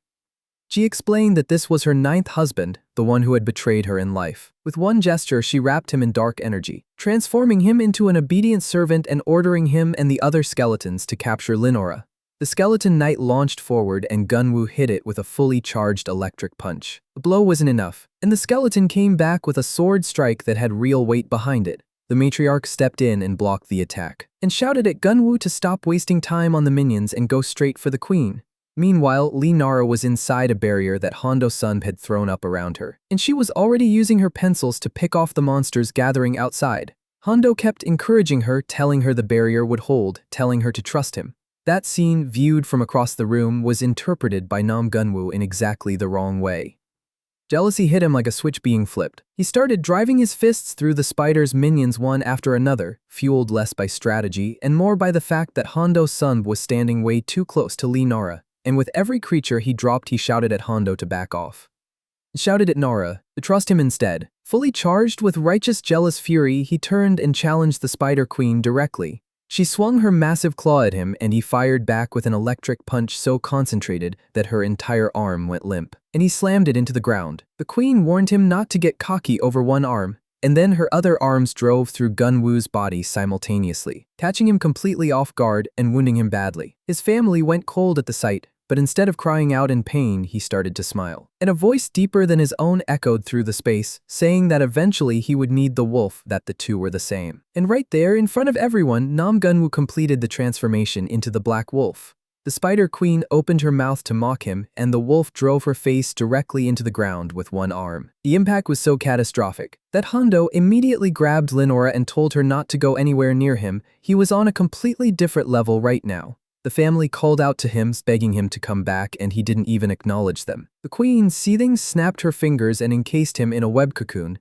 then threw an entire bus on top of him. The wolf moved out of the way like the bus was a suggestion. He came charging back and a train appeared from nowhere and hit him midair. He tore through the wall of the car and kept going. The train was not sufficient. He landed a kick to the creature's skull that drove it straight into the ground. The Spider Queen screamed, and for the first time she understood what she was dealing with. He was a beast just like her. She claimed he shared her darkness, that they were the same. He answered her by putting a fist through her abdomen. And the wolf told her she had it backwards. She was the prey, he was the predator. Genuine terror hit her for what was probably the first time in 800 years. She tried to reason with him and he ripped her claws off like they were made of paper, and kept dismantling her. In absolute desperation, the Spider Queen begged him to stop speaking of a new world coming, a world of darkness where he would finally belong and never have to hide again. She started to bring up the name Pung Baek, but the wolf didn't let her get there. He delivered the final punch, straight to her face and tore her essence free, and then he began to consume it. The matriarch threw herself between them and shoved him back, blocking him from absorbing that power.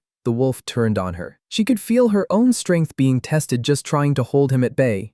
As he moved to strike her, Gi-hun stepped in and bound him with a red shackle spell. The matriarch prepared to knock him out, but then a bright light appeared as Lee Nara walked forward and wrapped her arms around him from behind. She told him it was over, the spider was defeated. She asked him to stop. She told him she knew he had done all of it to protect them, and she told him she trusted him. For a moment, it worked. He dropped to his knees. His eyes began to clear, but it only lasted a second, because an instant later he placed his hand on Lee Nara's neck, and the wolf said she belonged to him. She was the most luminous prey he had ever seen, and no one, not the Rat King, not Pung Baek, was taking her. As the wolf opened his mouth toward her soul, the countdown hit 0 and an arrow with a towel. Isman struck him squarely in the back, detonating on impact. The Exorcist team landed and immediately froze at the sight of the wolf. Every assumption they had carried into this mission just got rewritten. Gunwoo had been a monster the entire time. The group's master called forth her guardian deity, a general spirit, and ordered its elimination. But Lee Nara was already standing in front of him before any of them could move. She said clearly he was not a monster, he was her friend. The priest pointed out that he had been about to devour her soul. Nara told him with complete seriousness that he was just going through puberty. The entire group went quiet trying to process that.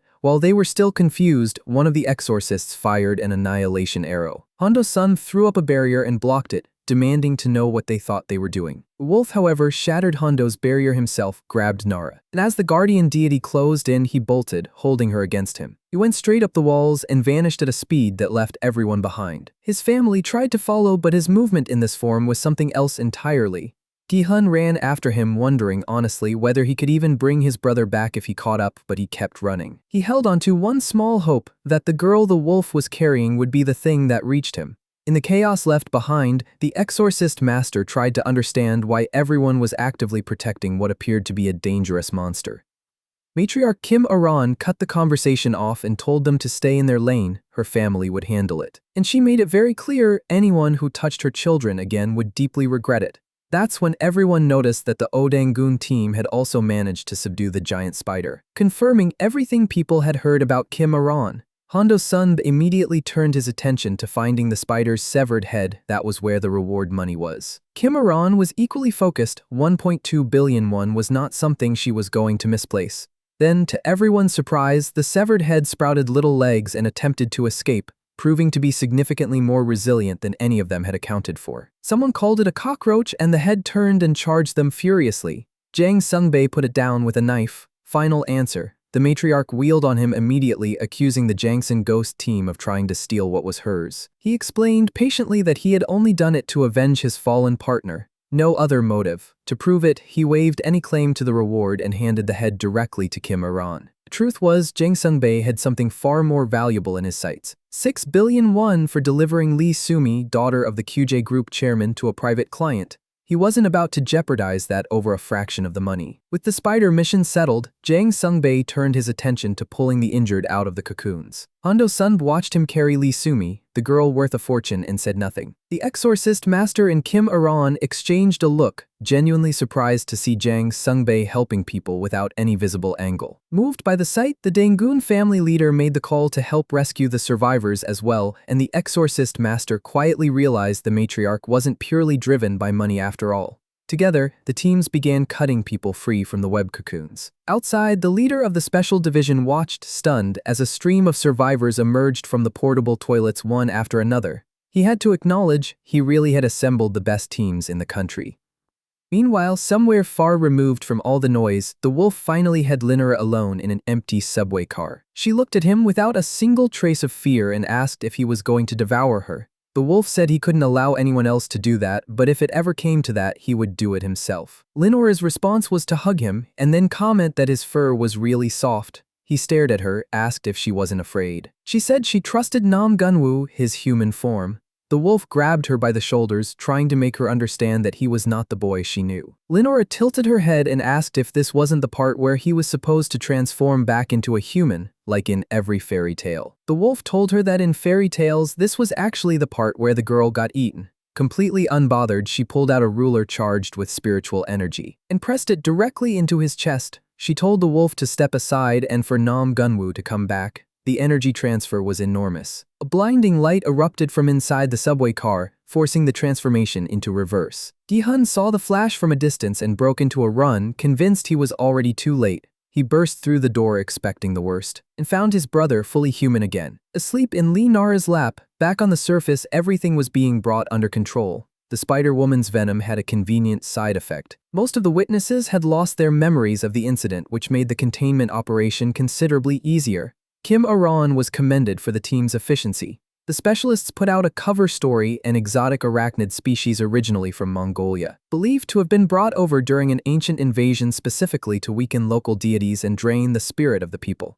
And finally, the Odengun team received their 1.2 billion won reward. Kim Aran immediately started making plans. Luxury clothes, back rent, maybe an actual apartment. She was done with poverty. Then Gong Chai appeared with a breakdown sheet. 300 million deducted for factory destruction, 400 million for subway damage, 200 million for the use of special division equipment. Total remaining 300 million won. The matriarch accused him of being a common thief to his face. Far away from that particular financial tragedy, Lee Sumi was informed that her father, the chairman, was waiting for her. She was surprised. She hadn't thought he even knew she had run away. Hondo-san found her before she left and asked why she had run and why he had pushed himself so hard to protect her. He told her it wasn't the first time they had met and told her to go home. Her family was worried. He said his goodbyes.